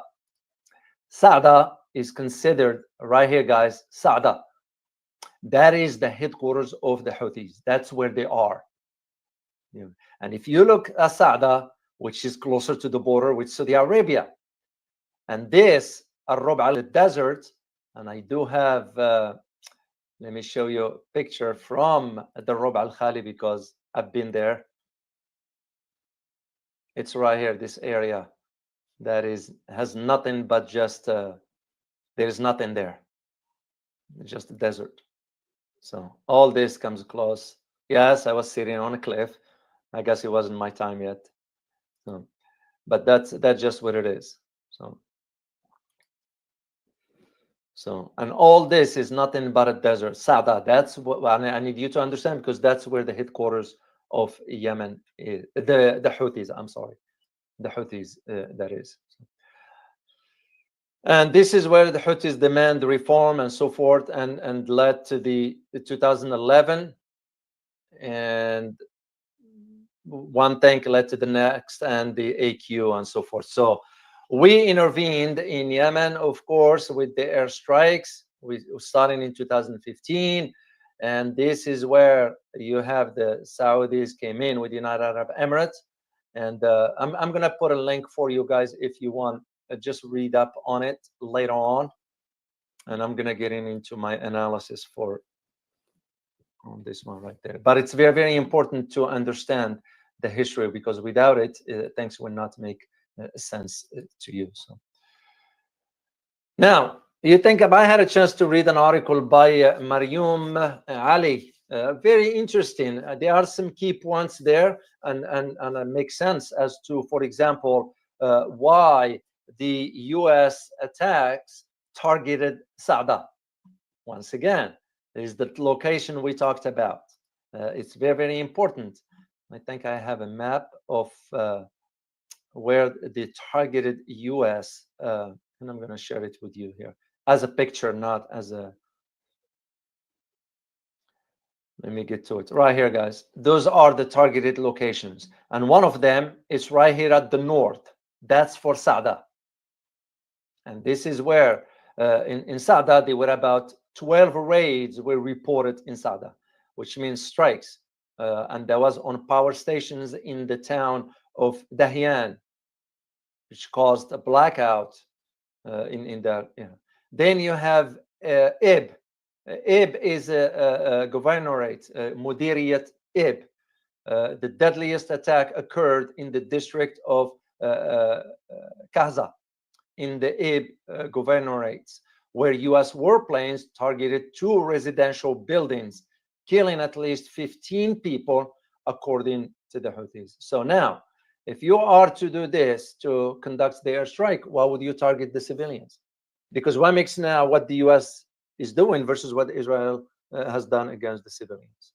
So to me, it's like civilians are off limit. Children are off limits. Women are off limits. Elderly are off limits. So if you are to target military installations. And at the same time, if you are to do this against someone your size. It becomes the question that why are we doing this one here? So, and that's what we're gonna get into as to really why is the U.S. doing all this, targeting women and children and so forth. Why is this? And that becomes the question that we asked earlier, is because, first of all, the strikes began this weekend on Saturday, then into early days of Sunday. And when Donald Trump orders this series of strike, here is somebody who said, oh, I want to pull the U.S. out of conflicts. Now you just dug the U.S. into a hole, because here is the thing. Houthis is not going to back down, which means the U.S. will have to keep bombing. For what? Because this is not about just we want to have the free navigation in the Red Sea. So, because the Houthis have threatened to resume strike, but they have not resumed the strike. So if the U.S. will say, well, because they acted, they did not. So let's just be fair and clear about this, because the Houthis threatened if they will resume strikes if and against Israeli link ships in the Red Sea because of the ongoing blockade in Gaza. What the Houthis have told the Israelis is lifted the blockade on the Gaza and we won't attack anything. And they gave them 4 days. So, and the reason why the Houthis doing, which is shame on Muslim and Arab leaders, because as you know, it's the month of Ramadan. You know, some people in Gaza have nothing to eat because Israeli put a blockade. You're talking about people fasting, and they might not have anything to eat when the sun goes down, while the Arab leaders, the corrupted one, are having a table full of food and so forth. And this is what I'm saying.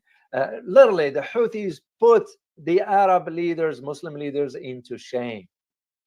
So, the U.S. conducted over 40 raids That's just what was reported. So, and I have some images here that I'm going to share with you. I give credit, by the way, of this to US Navy. That's just their picture. Yeah. So the key question that begs the question, the key question as to why the US is attacking Yemen all of a sudden. So, yeah, well, you have to really think big. And the first answer that comes to mind, and this one has nothing to do with the region. This might shock you, surprise you. It has to do with ensuring some about between 40 to 60 billion dollars a year from the military defense industry. So, which means what? They have to generate between 40 and 60 billion dollars a year. And that's going to be through the conflict, like what you are seeing now, we are embarking on. Whoever thought that the US, the majority were thinking in terms of the idea of the dust will settle on Ukraine and we'll move far east, because far east is coming. You all know what happened now in Philippines with the illegal detention of the former president, Rodrigo Duterte. Now, there are those who are saying what he did, killing drug leaders. Well, wait a minute. Wouldn't you want to clean your country from drug dealers? I mean, wouldn't you want to have drugs all over your place? Even I got a word now that drugs are back in the streets in the Philippines. But the point is that what you're seeing going in the Philippines is the prelude as to what's coming later on, because we're going to be aiming our sights to that location after we're done with Ukraine. But all of a sudden now, these attacks on the Houthis came, the strikes, and is going to change the equation. So of course, if you go back to the history of what the Houthis have done, they have attacked ships because they follow through with what they said. That since November 2023, the Houthis launched several attacks on ships around the of the Yemeni coast. So, and they didn't care whether American or not. So, as a matter of fact, they did attack some U.S. military because they are not. Here is one thing I need you to know about the Houthis, as one who spent time in Yemen. They have no fear of death. Yeah. So when the U.S. is saying, "Oh, this is nothing but a beginning of a large-scale offensive across Yemen," they don't care. They're still gonna fight. They're still gonna attack the ships. They have their ways. And if we think we're gonna just bomb some location, those weapons, whatever they have, they are deep in some deep mountains over there. It's a rugged terrain. Yeah.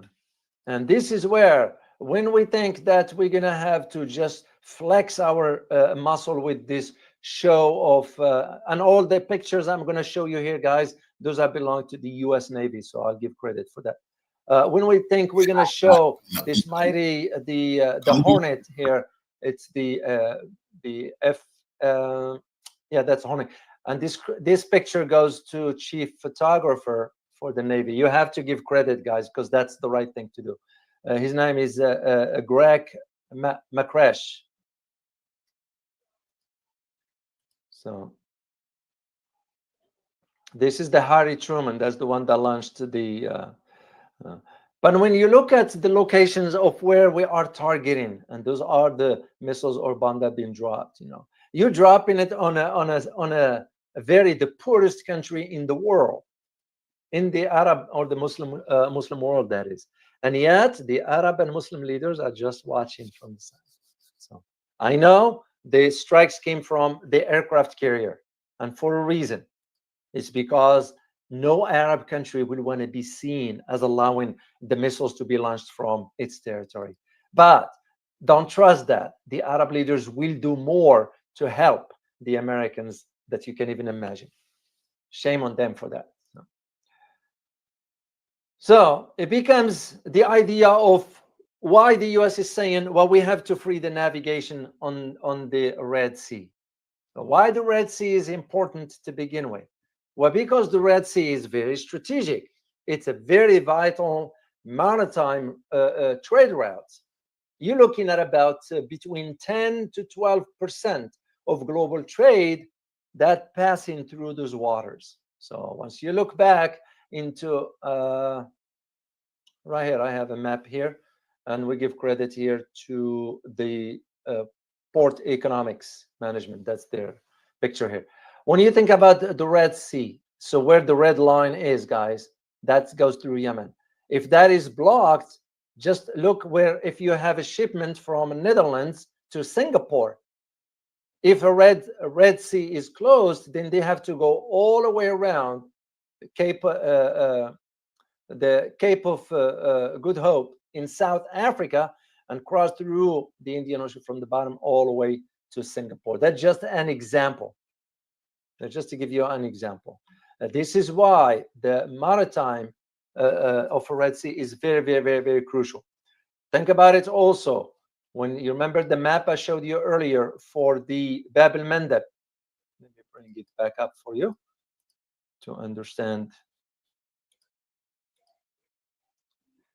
Bab el-Mandeb, right here, guys. This one. Let me make this big for you to see. Bab el-Mandeb. When you think about the Suez Canal and the Bab el-Mandeb Strait, those are also considered like a choke points for what? For energy shipments from the Gulf or from Middle East, that is, because that one, it can facilitate up to 12% of the total, the total seaborne traded oil, and about 8% of the world liquefied natural gas, or LNG. Because if you go back and check the record, and there is, and I'm going to provide you the link, guys, for this. In 2023, Bab el-Mandeb Strait alone handled about 8.8 million barrels per day of oil and 4.1 billion cubic feet per day of LNG, or liquefied natural gas, making it essential for global energy security and economic stability. So the alternative now is you have to go through the Cape of Good Hope in South Africa to get to where you need to get.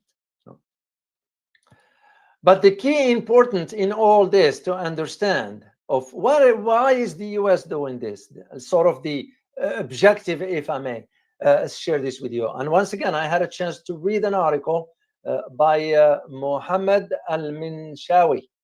So very interesting, very, very spot on as far as the content of it. So, and this falls back to what, let me stop this one here, guys. Falls back to what the US said. What did the Secretary of Defense said? Haig said, he said, peace through strength, which means we're going to have to flex our military muscles and do whatever to maintain peace, which is the wrong approach. Because if you do apply this against somebody your size, let's say China, you're going to find out. And I don't think so. Actually, let me ask you the question. Do you guys think the US will do the same what it's doing now in South China Sea? Yes or no? Let me just, because I like to engage you into the conversation. In your opinion, do you think what the US just did against the Houthis will be able to replicate that in South China Sea? China won't go for that. Truth Seeker is saying no. Seaborn Ninja is saying no. Milty Tom, you say no. Kevin, you say hell no. That's correct.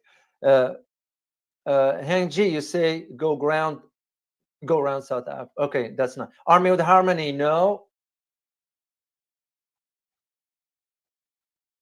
AFG Don Carleon, you say no. Amanda, no way. World Majority, no. Hairless Ape, no. Hanging G, no. You guys got it, because that is the point.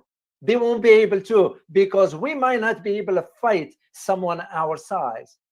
And as a matter of fact, so far the US, if the US couldn't couldn't win the conflict, I won't even call it a war, a conflict in Afghanistan or Iraq, what makes us think we're going to win a conflict in South China Sea against a formidable military like China? What makes us think that? What makes us think we're going to defeat the Russians? Or even Iran? What makes us think we're going to defeat this? And this is where that understanding of why the US will go about this approach of the peace through strength. Because you have both. You have the Secretary of Defense and the Secretary of State repeating this narrative. So now, there will be the objective of what are objective that the US wants to achieve into all this? Well, one of them, for example, it will be to destroy or dismantle the capabilities of the Houthis when it comes down to missile launchers. Yeah, wishful thinking. You can destroy one or two, but we should not be thinking that the Houthis are not smart enough to diversify the locations as to where their missile launchers are. So, let alone if they're gonna target, if the US is gonna target only the locations in the mountains, they will be on the other locations underground. Because here is one thing that the Houthis have to their advantage, especially with these missile launchers, is that if they are from the mountainous areas, they will be able to reach their targets in no time. That is why the advantage they have, because they're high altitude. The other thing, if the Houthis will be able to launch their attack from Bab al-Mandab, I removed them. I don't know why I forgot. I forgot that I removed the map. All right, there. Let me put it back up, and I'll refer to it if I need, when I need to show you something. Yeah, like in this case, from Bab al-Mandab through the Strait of Mandab Strait and the Red Sea. This is where the ships are crossing through, like this one here. And that's what the Houthis, because remember, they do have missiles that can reach that destination. And this is where the idea of, that's one of the objectives. The US wants to destroy that one. Second one, the US said that we have targeted the Houthis leadership, which is not true. It's of course, Mr. Trump's going to have to inflate that we decapitated. No. You have not decapitated the leadership. They are smart enough to know that they're not going to be sitting all in one locations, because they are dispersed all over. Yes, they all fall under one particular individual. His name is Al-Houthi, but they are not going to be in one location. So, and the third one, which is the key here, and that leads us to the key question as to why the US is doing all this. The message is to Iran. Why? As you know, Iran supports Houthis. But do you think Iran's going to stop from supporting Houthis? No, there is no way. There is no way. And if the US think that they're going to try to scare Iran by conducting this, they are mistaken. Those individuals, both those entities, both Iran and the Houthis, will not get intimidated by this. No. And this is what the Trump administration wanted to use more firepower than its previous administration. So, and that's where, again, that concept of peace through strength comes in, but it's not going to work against this. So here is what the Secretary of Defense, Pete Hegseth, said, and I quote, "The era of peace through strength is back." He added, "This campaign is about," meaning the strikes against the Houthis, "this campaign is about freedom of navigation and restoring deterrence. The moment the Houthis say, we are going to stop shooting at your ships, we," meaning the Americans here, "we are going to stop shooting at your drones. This campaign will end, but until then, it will be relentless." End of quote. What's important about this statement, guys, is the keyword of the freedom of navigation. And you can bet on it. The way I see it over the horizon is we're going to argue and use this argument when we start sending advanced ships, warships, that is, into the South China Sea and say, oh, no, we just go. We're already doing this. I'm talking about the next level, the next phase. That ships that acquire some advanced missiles within their capability or their components. So what Hicks said, the Secretary of Defense, already trying to psychologically pave the world into getting used to, is the idea of, like he said, and I'm going to say it again, we are going to stop. This campaign is about freedom of navigation and restoring deterrence. Yeah, just read between the line, guys. Just read between the line. And I am concerned as to what I see over the horizon regarding South China Sea. That is one of the reasons why I intend to go back to that part of the world for my second Asia trip in the summer. And again, I will need to know as far as the locations, and I'm going to be aware of what I need to be looking for. So even the Secretary of State Rubio,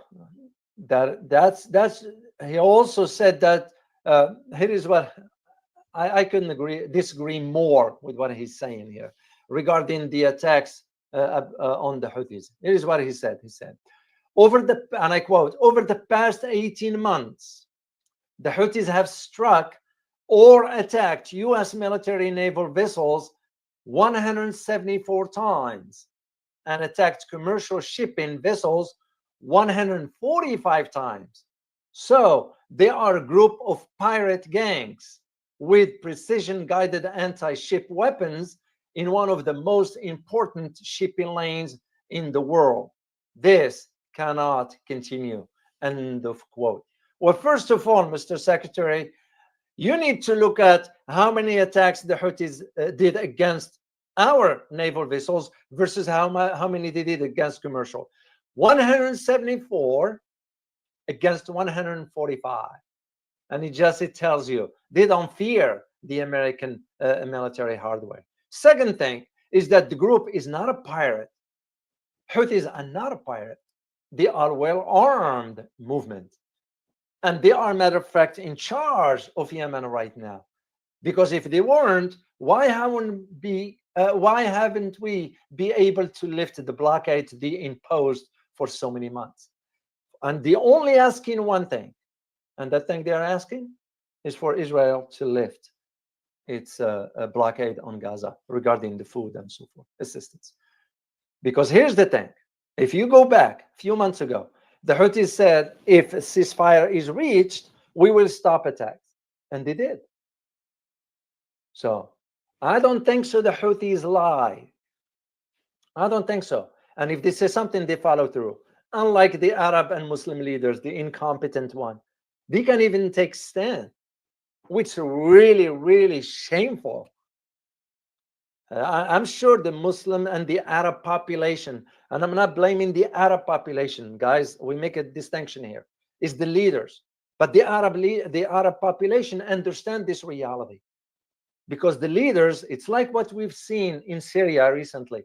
Remember the post I did for you guys regarding the Syria giving a monthly stipend to the military and government employees, which is basically security. So somebody put a comment saying, well, Dr. O, at least they did something nice. And I said, yeah, I agree. But come on, let's take a step back and think about it. If they were to do this, why they didn't give the stipend to the entire society? Instead, they focused on the military and security, the apparatus that can control the population. That is it's a common practice in the Muslim world. The leaders, that's how they control. Just look at their spending on the military and security apparatus. So, and I'm very familiar with, during my days in Washington, I was aware of some Arab countries. Some of them spend up to $20 billion. Yeah, $20 billion on internal security. So That's just to highlight to you how this is going to go. So, no. Now, the idea of why these attacks on the Houthis, it's meant to be a message to Iran. So, more so than it is meant to be to stop the attacks on the commercial vessels in the Red Sea. So it's a reality that Western media will not want to disclose openly. So that's what it is. Yeah. And this is where, the Houthis, here is the truth again, that they are not reporting openly, is that the Houthis did stop their attacks once a ceasefire between Hamas and Israel was reached. Simple as that. This is why Israel lifted the lid on the secrecy of the meeting between the United States and Hamas, because they get nervous that we might strike a deal with Hamas at the expense of Israel. So, yeah. However, the Houthis have threatened to resume their operations or attacks, that is, if this ceasefire doesn't hold. And this is exactly what we are witnessing right now with Israel doing, let alone the blockade on allowing food. And where is the Arab world? Where is the Muslim world? Where is this brotherhood? Where is this brotherhood of the Muslim Ummah? Where is this the benefits of the month of Ramadan, when you're supposed to help and feed the hungry? Where is all that? It shows you hypocrisy of the highest order when it comes down to the incompetent Arab and Muslim leaders. No exceptions. Of course, you put Iran and the Houthis on one category, and the rest, Qatar. I've been aware of it, but just to your surprise, with Qatar having the largest military, U.S. military installations in the region. This is Qatar, United Arab Emirates, Saudi Arabia, Jordan, Egypt. They care less for the Palestinians. And I've always said this: they use the Palestinian conflict to divert the tension from the failure of their, meaning Arab leaders, their countries' economic policies, education, healthcare, infrastructure, income inequalities, and so forth. That's how they will allow, for example, peaceful demonstrations in support of the Palestinian cause, when in reality they care less. Because when it matters, they are not showing up. Because now it matters for these Arab leaders to show leadership. What are they doing? Only one entity is the Houthis that's taking stand. So now there is another aspect you need to consider. And the other aspect has to do with the message that the US is sending to Iran, which means it wanted to demonstrate that the United States will not hesitate in deploying its naval assets and force and so forth. So, but at the same time, what makes us think that this is going to deter Iran or scare Iran or intimidate Iran? We will be mistaken if we think that. So, because this is probably, if I am to guess, once again, I am just thinking outside the box, putting my geopolitical analyst hat on, I would say that probably Mr. Trump is thinking in terms of setting the conditions of pre-negotiations so he can have leverage. But on the other hand, what makes him think that the Iranians will agree to have negotiations to begin with? To me, it's a flawed into thinking in these terms. No, I don't think so, because Iranians are not going to get intimidated by that. Second thing, Iranians have some advanced missile systems, and I will not rule out the option that the Russians will provide some hardware to Iran. So I have my doubts. I really have my doubt that these attacks will, it just, Trump wants to, because here is the thing. If the Houthis, which by the way, they already attacked the USS Harry Truman, Yeah, let me show you the aircraft carrier, that is right there. They already attacked it, and I have a link. Of course, it's not going to be in the Western media. If you are to, it says right there, الحوثيون يعلنون استهداف حاملات طائرات أمريكية, which translate to the Houthis announce the targeting of a U.S. aircraft carrier. So I listened in Arabic to the speech by Yahya Sarir. He's the Yemeni military spokesperson.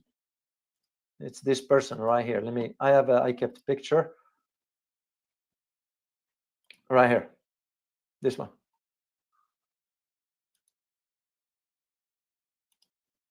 So the Houthis not going to be intimidated. They are already and we shall see how this is going to be developed. Because here's the thing. Trump will find out that sometimes the intimidation doesn't work. You might do intimidation with the likes of Jordan, the likes of Egypt, as far as threatening them with this and that. Even Egypt, it has a good military, but it's useless because now when it's needed the most, what they can do? Nothing. Like they always say, you show leadership when it matters. This now moment right now, it matters. But the Arab leaders are the thing is that one thing I need you to get out of this, guys, before I'll close out here and answer some of your questions. The Houthis will fight. They will keep fighting forever. That's like the other group, the T group in Afghanistan. You know what that is. And this is why, and I couldn't agree more. There is an international affairs expert at Stimson Institute in Washington. Her name is Barbara Slavin. I couldn't agree more with her. I read some of her white papers, and I read from different sources, guys, because I wanted to provide you a well-versed assessments of the geopolitical aspects here. And when she argued, and I quote, if Trump thinks this makes the United States look strong, he should try to be tougher on the Russian President Vladimir Putin. End of quote. Oh, otherwise the attacks are nothing more than an attempt to divert attention away from Russia. End of quote. She's spot on. She's spot on. And I couldn't agree more with her on this aspect. That's why I am convinced that the Houthis is going to keep fighting. This is not going to intimidate them. They've been on this before. Where the surprise is that this time it was only the United States by itself. Because the previous attacks, what are the other two countries that have joined the US in strikes? Can you guys type in a chat box if you happen to know what that is?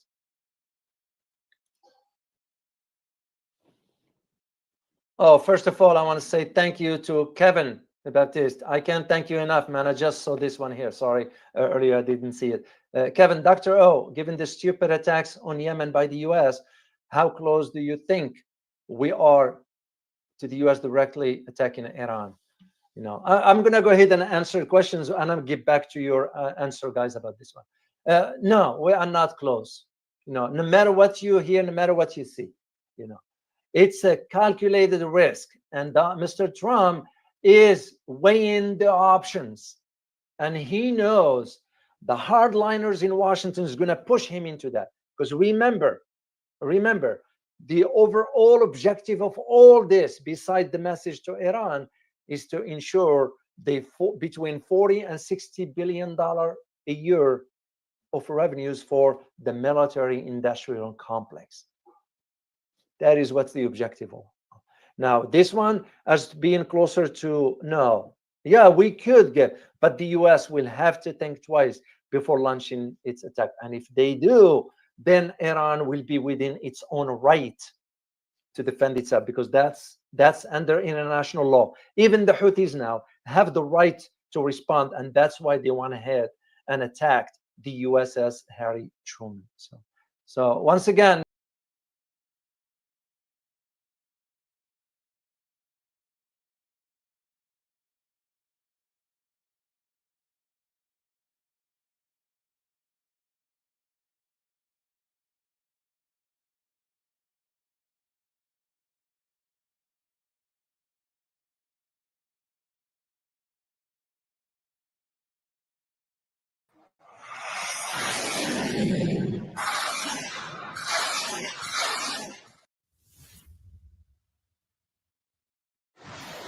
Local sources reported that Syrian forces approached the Lebanese border and launched a barrage of rocket and artillery attacks on Qasr, in Hermel district, Baalbek Hermel Governorate, Lebanon.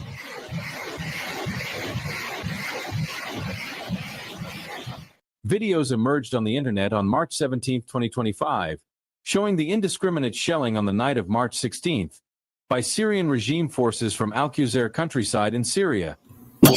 What you're seeing is the Al-Qaeda, ISIS terrorists who control Syria attacking Hezbollah. This is what the United States and this is what Israel want. Towards Qasr area as they tried to advance. About 50 rockets were fired in a fiery volley towards Lebanon, in retaliation for the death of 3 Syrian government soldiers, who, according to reports, that HTS soldiers illegally crossed the Lebanese border, then killed by local tribesmen, whose bodies were found in Qasr area and taken by the Lebanese Red Cross. Interestingly, new Syrian regime Jilani, former HTS terrorist, in a very bold move, started the escalation by bombarding the Lebanese border area, but never attacked or even took the slightest action against Israeli violations against Syria. We haven't fired one shot.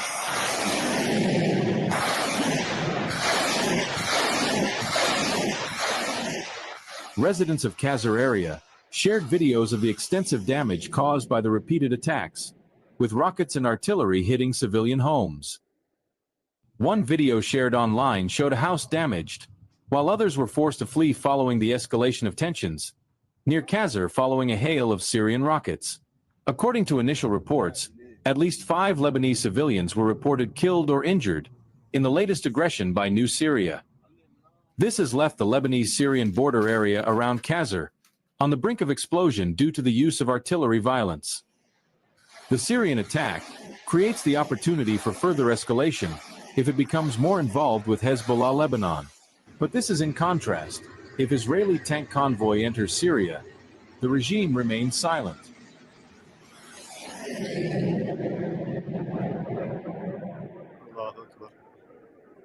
Small hats playing dirty again.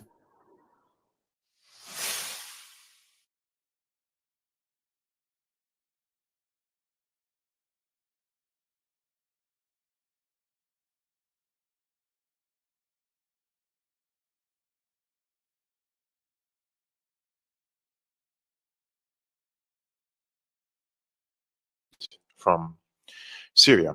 One of the things that, in my opinion, my humble opinion, many of the pundits on Syria miss is context and history. And I'm not here to claim that I know better, but I lived in the region most of my life. And I lived through the experiences and the events that the people in the region have passed through. But I was also privileged and lucky to study international relations and diplomacy. I also studied political science, but mostly I was very much interested in politics. Therefore, I spent a lot of time watching news outlets, analysis, commentaries, debates between different personalities since I was very young. And this probably established something in me, which is noticing patterns or trying to connect the events with each other. For example, today when we see a news that the HTS or Nusra al-Qaeda fighters have attacked Lebanon, some people may think this is just a coincidence or an incident that has nothing to do with the previous events, which is untrue. Those who focused and monitored the region well know that the project to destabilize and do regime change in Syria is interconnected with Syria's alliances in the region. Now, Syria has a very unique and important position in West Asia or the Middle East, but its alliances and ties to or with Iran, Hezbollah in the region, and also with some of the Palestinian factions, have made Syria in a position which is targeted by the US and Israel nonstop. Now, if we go back a little bit in history to understand what is happening today and why Jolani's gangs are attacking Lebanon, we have to go a little bit, 20 years probably, in history to see what happened with the invasion of Iraq and what was the project of the US in the region after the invasion and occupation of Iraq, which is to try to persuade Syria through diplomatic means, economic means, and sometimes political pressure and sanctions to abandon its allies, especially in Iran and Hezbollah. So in 2003, when Iraq was occupied by the US, the Secretary of State back then of the US came to Syria and he sat with President Bashar al-Assad and he told him, look, the economic reforms you are doing in the country are fine and perfect.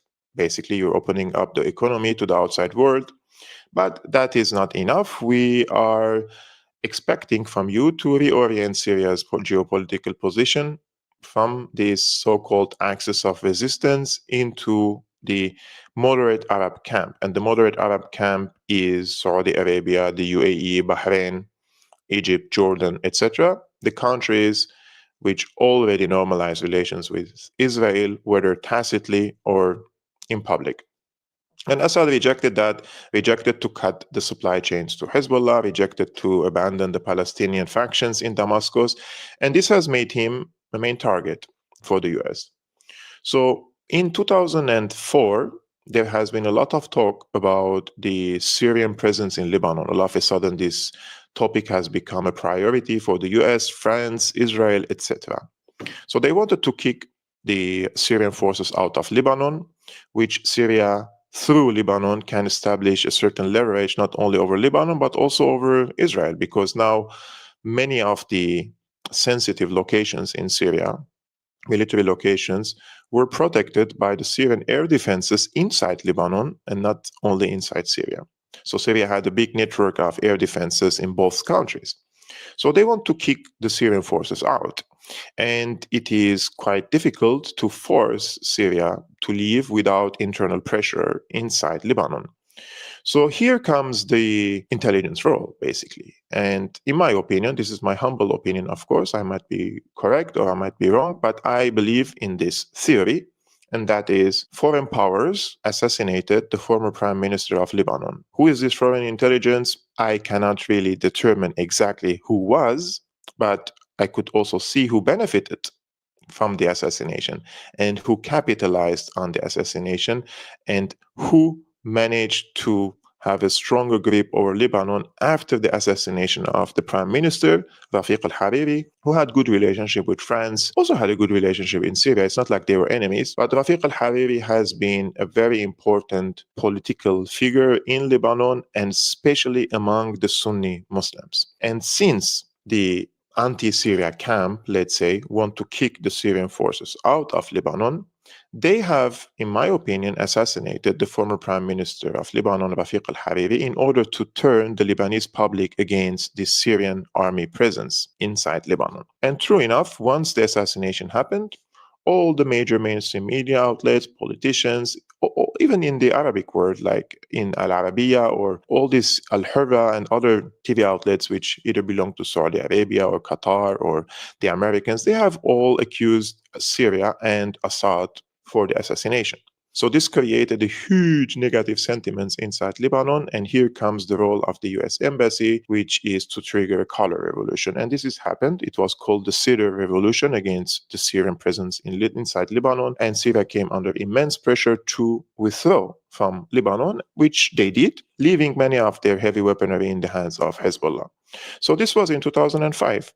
In 2006, Israel and the US declared that they're going to establish a new Middle East, and this is going to happen through Lebanon, which means Israel goes into war against Hezbollah after kicking the Syrian forces out of Lebanon.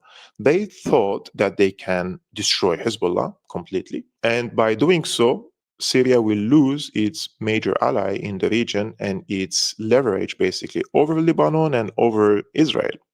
So this was the idea. And Israel went into 33 days of war against Hezbollah. And at the end, they were forced to leave Lebanon and sign a ceasefire agreement because they couldn't achieve their goals. And this is when Hezbollah declared that they have emerged victorious against Israel, and President Bashar and Syria said that they take credit for the victory of Hezbollah against Israel. So from now on, the Israeli focus shifted from Lebanon again into Syria. They thought again that Hezbollah is as a local, let's say, armed group which has lots of bunkers under the ground, and it doesn't have a conventional army, but rather they're fighting street fights, guerrilla warfare, right? And Israeli army is used to fight conventional regular armies. So they thought like this time they should come after Syria.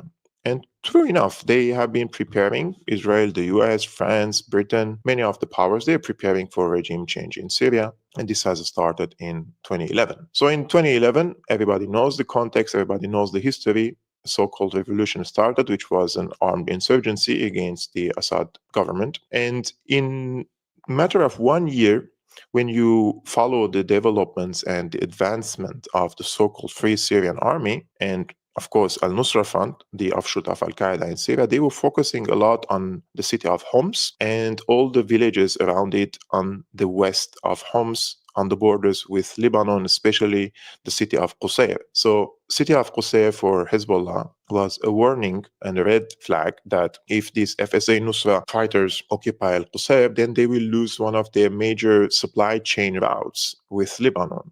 And in their intelligence information, they knew that once these groups occupy the border crossings with Lebanon, they will block all the supply chains from Syria to Lebanon, and they will try to choke Hezbollah, right? So they also knew that if the Syrian regime materializes and succeeds in Syria, then these Nusra ISIS fighters, they will come to Lebanon after Hezbollah because their main ideology is Takfiri, and they believe in Ibn Taymiyyah's teachings. Ibn Taymiyyah, he came a few hundred years ago and he gave very radical teachings and interpretation for Islam. And he said basically that fighting against the Alawites and the Shiites is a priority, and it comes before fighting the Christians and the Jews. So in their mind, this is a religious war. So Hezbollah knows this and knows that if Assad is gone, they will come after Hezbollah in Lebanon. So they went to Syria to fight them before they come to Lebanon. And this was the main motivation and the main strategic reason why Hezbollah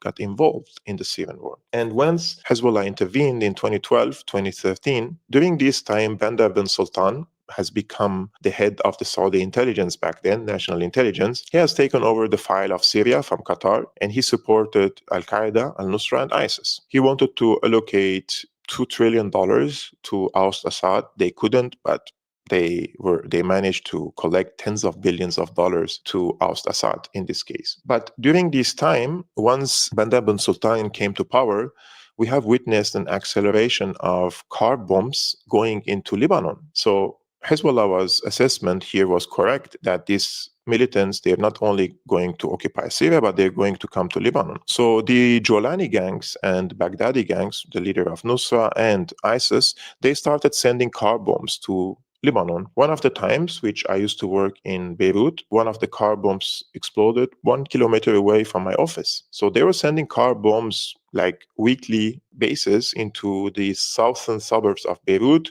where it is mostly populated by the Shia Lebanese or the grassroots of Hezbollah. And during this time, many civilians got killed by these car bombs. And this was sent by Jolani and al-Baghdadi. But this was not a coincidence that once Bandar bin Sultan came to lead the intelligence of Saudi Arabia, the car bombs started going to flow to Lebanon. They were all interconnected. Now, after how many years for the regime change operations and everything, they managed to oust Assad. Hezbollah lost its biggest ally in the region and the supply chains and its access to the region. Hezbollah feels isolated in Lebanon, but this has preceded, of course, the October 7, the destruction of Gaza, the decapitation of the Hezbollah leadership completely, and pushing Hezbollah to face now a local Lebanese government which is hostile to Hezbollah. They are pro-Saudi Arabia and pro-the US. So after October 7, many things have changed in the region, one of which is the destruction of Gaza, the starvation of the Palestinian people now in Gaza. Secondly is the decapitation of the leadership of Hezbollah. And nobody can convince me that wasn't a blow for Hezbollah. And now they have to face a hostile Lebanese government, which is not protecting its basically Lebanese people against the Israeli attacks, but rather they're asking Hezbollah to disarm, and there is a big media campaigns against them via local Lebanese media outlets. So they're trying to create this clash among the Lebanese. On the same side, Assad is gone. Iran chose the negotiation path with the US and the West. Despite everything they say, it's quite clear in Tehran that they are not in a confrontational position any longer with the US and Israel. And this has created an environment in Syria and Lebanon, and I'm talking about now people whom I talk to, and those are people living in the coastal cities of Syria, or they were pro-Assad, or they are in Lebanon, they were either pro-Hezbollah or they are Shiites, so they're from the environment of Hezbollah, let's say, and they're all telling me that the same thing, that they feel that they were abandoned by Iran. Of course, the same thing goes also for Russia. People are just talking about these things, right? So there is this mistrust now between the people, I'm saying, with Iran. And this puts the region in front of new realities, that Iran is no longer a player which leads an axis of resistance, because in my opinion, the axis of resistance has disintegrated. And I don't believe in the wishful thinking of the people who are trying to sell illusions to you and to the rest of the people, that there is somehow a resistance going to come from the ashes and rise and start fighting against these radical Takfiris in Syria or protect their borders with Israel, etc. No, I don't believe that is going to be the case. And that's why I truly and genuinely hope from the people who are still talking about, oh, we have to continue fighting, do this and that, and they don't even live in Syria, they're not Syrians, and they think that they're giving a service to the people, I would say no. And this is not a defeatist argument. The priority is to save the lives of the people. Without people, there is no resistance. Like, if you're going to talk about resistance, meanwhile the people are getting slaughtered en masse in Latakia, Tartus, Jable, Panias, Homs, Hama, for example, based on their sectarian and ethnic identity, then you are pushing the people in the face of a slaughterhouse, basically, without giving them any means to survive. So I'm receiving comments from people telling me, why did you send a plead or a message to Trump and Tulsi Gabbard? Do you think they're going to respond to you to stop the killing? And I said, look, I don't find any other way for the moment, because the people in charge in the US, they can make a phone call with Erdogan and stop the killings in Syria. Will they do it? I doubt. I'm doing from what I can on my part. But staying silent completely about it is also ridiculous, especially that the people are getting killed every day in mass executions in the streets. So what do you want me to do? Like, to stay silent about it? No. So they say, but you are now, like, geopolitically speaking, you're doing a disservice to the resistance. I was like, which resistance exactly? There is no resistance in Syria. Of course, there is resistance in Lebanon, but they're not in a confrontational position at the current moment. They are still taking care of their injured. They're studying the results of the war and evaluating the failures that they have faced during this war in order to build up on it. But even if they want to build up on it and try to recover, let's say, from where are they going to receive the weapons? Are you going to tell me from the Mediterranean? It's not going to happen. Lebanon has two borders, Syria and Israel. So from where all the weapons went to Lebanon is through Syria or from Syria. Those were either coming from Iran, passing through Syria, or they were made and manufactured in Syria and sent all spare parts into Lebanon, and Hezbollah has assembled them. Now, as we speak, when we read all this context and history, the Jolani gangs have attacked Lebanon. And apparently, one of them was from Chechnya, and they tried to steal cattle, basically. And according to Charles Lister, who is the biggest grifter and biggest liar on the Syrian file, who's probably an intelligence asset, and he has been legitimizing and normalizing and polishing all these terrorist groups in Syria for over 13 to 14 years now. He says, serious escalation on Syria's border with Lebanon today. Hezbollah entered Syria, kidnapped 3 interim government soldiers, he doesn't mention one of them was from Chechnya, took them back to Lebanon and executed them, one by stoning on video. This is complete big lie, by the way. The opposite is the truth. It is, in fact, the Al-Qaeda fighters who entered Lebanon to steal cattle. Basically, imagine the desperation. And armed Lebanese clans, basically, for those who don't know, Lebanon is all armed. It's not Hezbollah. Everyone has an arm, basically, in Lebanon, including the clans, including the villagers. And the villagers, they fought against these Nusra Qaeda terrorists, and they killed 3 of them inside Lebanon, and they handed over the bodies to the Lebanese army, which gave it back to Syria or to Jolani's gangs later. Hezbollah had nothing to do with this. Hezbollah didn't even intervene, didn't even fight in this. But they're accusing Hezbollah because when we see all this context and history, they want for these Al-Qaeda gangs to go to Lebanon and fight against Hezbollah. So why would the US or Israel go into direct war with Hezbollah or wage a ground offensive if you have tens of thousands of brainless, indoctrinated ideologues, brainwashed, complete, like there is no brain here, like these people just act on their anger, on their hatred and their sectarianism and racism. They hate the Shias with their guts. They believe that the Shias should be killed. They believe that Alawites should be killed. And after they kill the Shiites and the Alawites, they believe that they will come after the Christians and the Jews. So their fight is religious. It's sectarian. It's not about political project or geopolitics, occupation, this and that. If it's about occupation, the Israelis have occupied large swath of territories in Syria, bigger than the Gaza Strip, and Jolani's gangs didn't fire one bullet on Israel to defend themselves. I'm talking about self-defense, right? What does this tell you? In comparison with the enthusiasm and all this, we're going to fight against these Hezbollah Shiites and we will kill them. It just shows you who is behind this Nusra terrorists and this Al-Qaeda terrorists, that they are always boots on the ground for the US strategy in the region. So when J.D. Vance blamed the US and blamed the previous administrations, he was correct. This is the direct result of the CIA involvement in Syria and waging this covert war against Syria through the Operation Timber Sycamore. So now we have a situation where, in my opinion, it's a very hopeless case in Syria. And I send a message to Tulsi Gabbard and Trump just to make a phone call to stop the killing, because my priority is the people. The survival of the people comes before any other geopolitical fantasies in the eyes or in the minds of people, especially those who don't live in Syria. One final thing I want to mention, and that is the foreign minister of Jolani, Ahmed Shibani.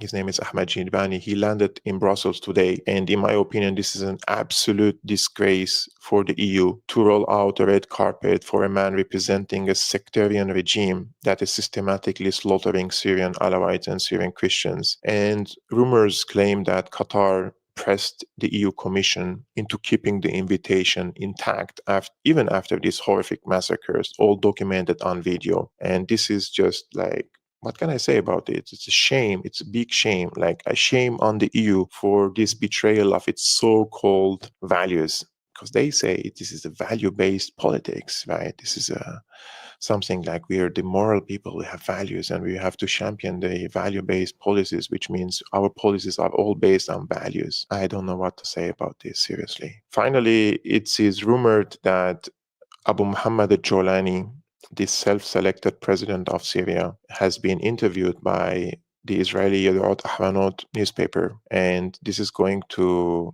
come soon, to be published soon. The interviewer, his name is Mahdi Majid. It seems he's Syrian, but he's pro-Israel, and he has done the interview. And some of the rumors say that Jolani said like they don't want to fight any longer against Israel, but we have to wait and see what's going to be the content of that interview. I'm going to come, of course, and cover it and analyze it for you. So this was all for today. Thank you very much for tuning in. Today was the 17th of March, 2020. Kofi, follow me.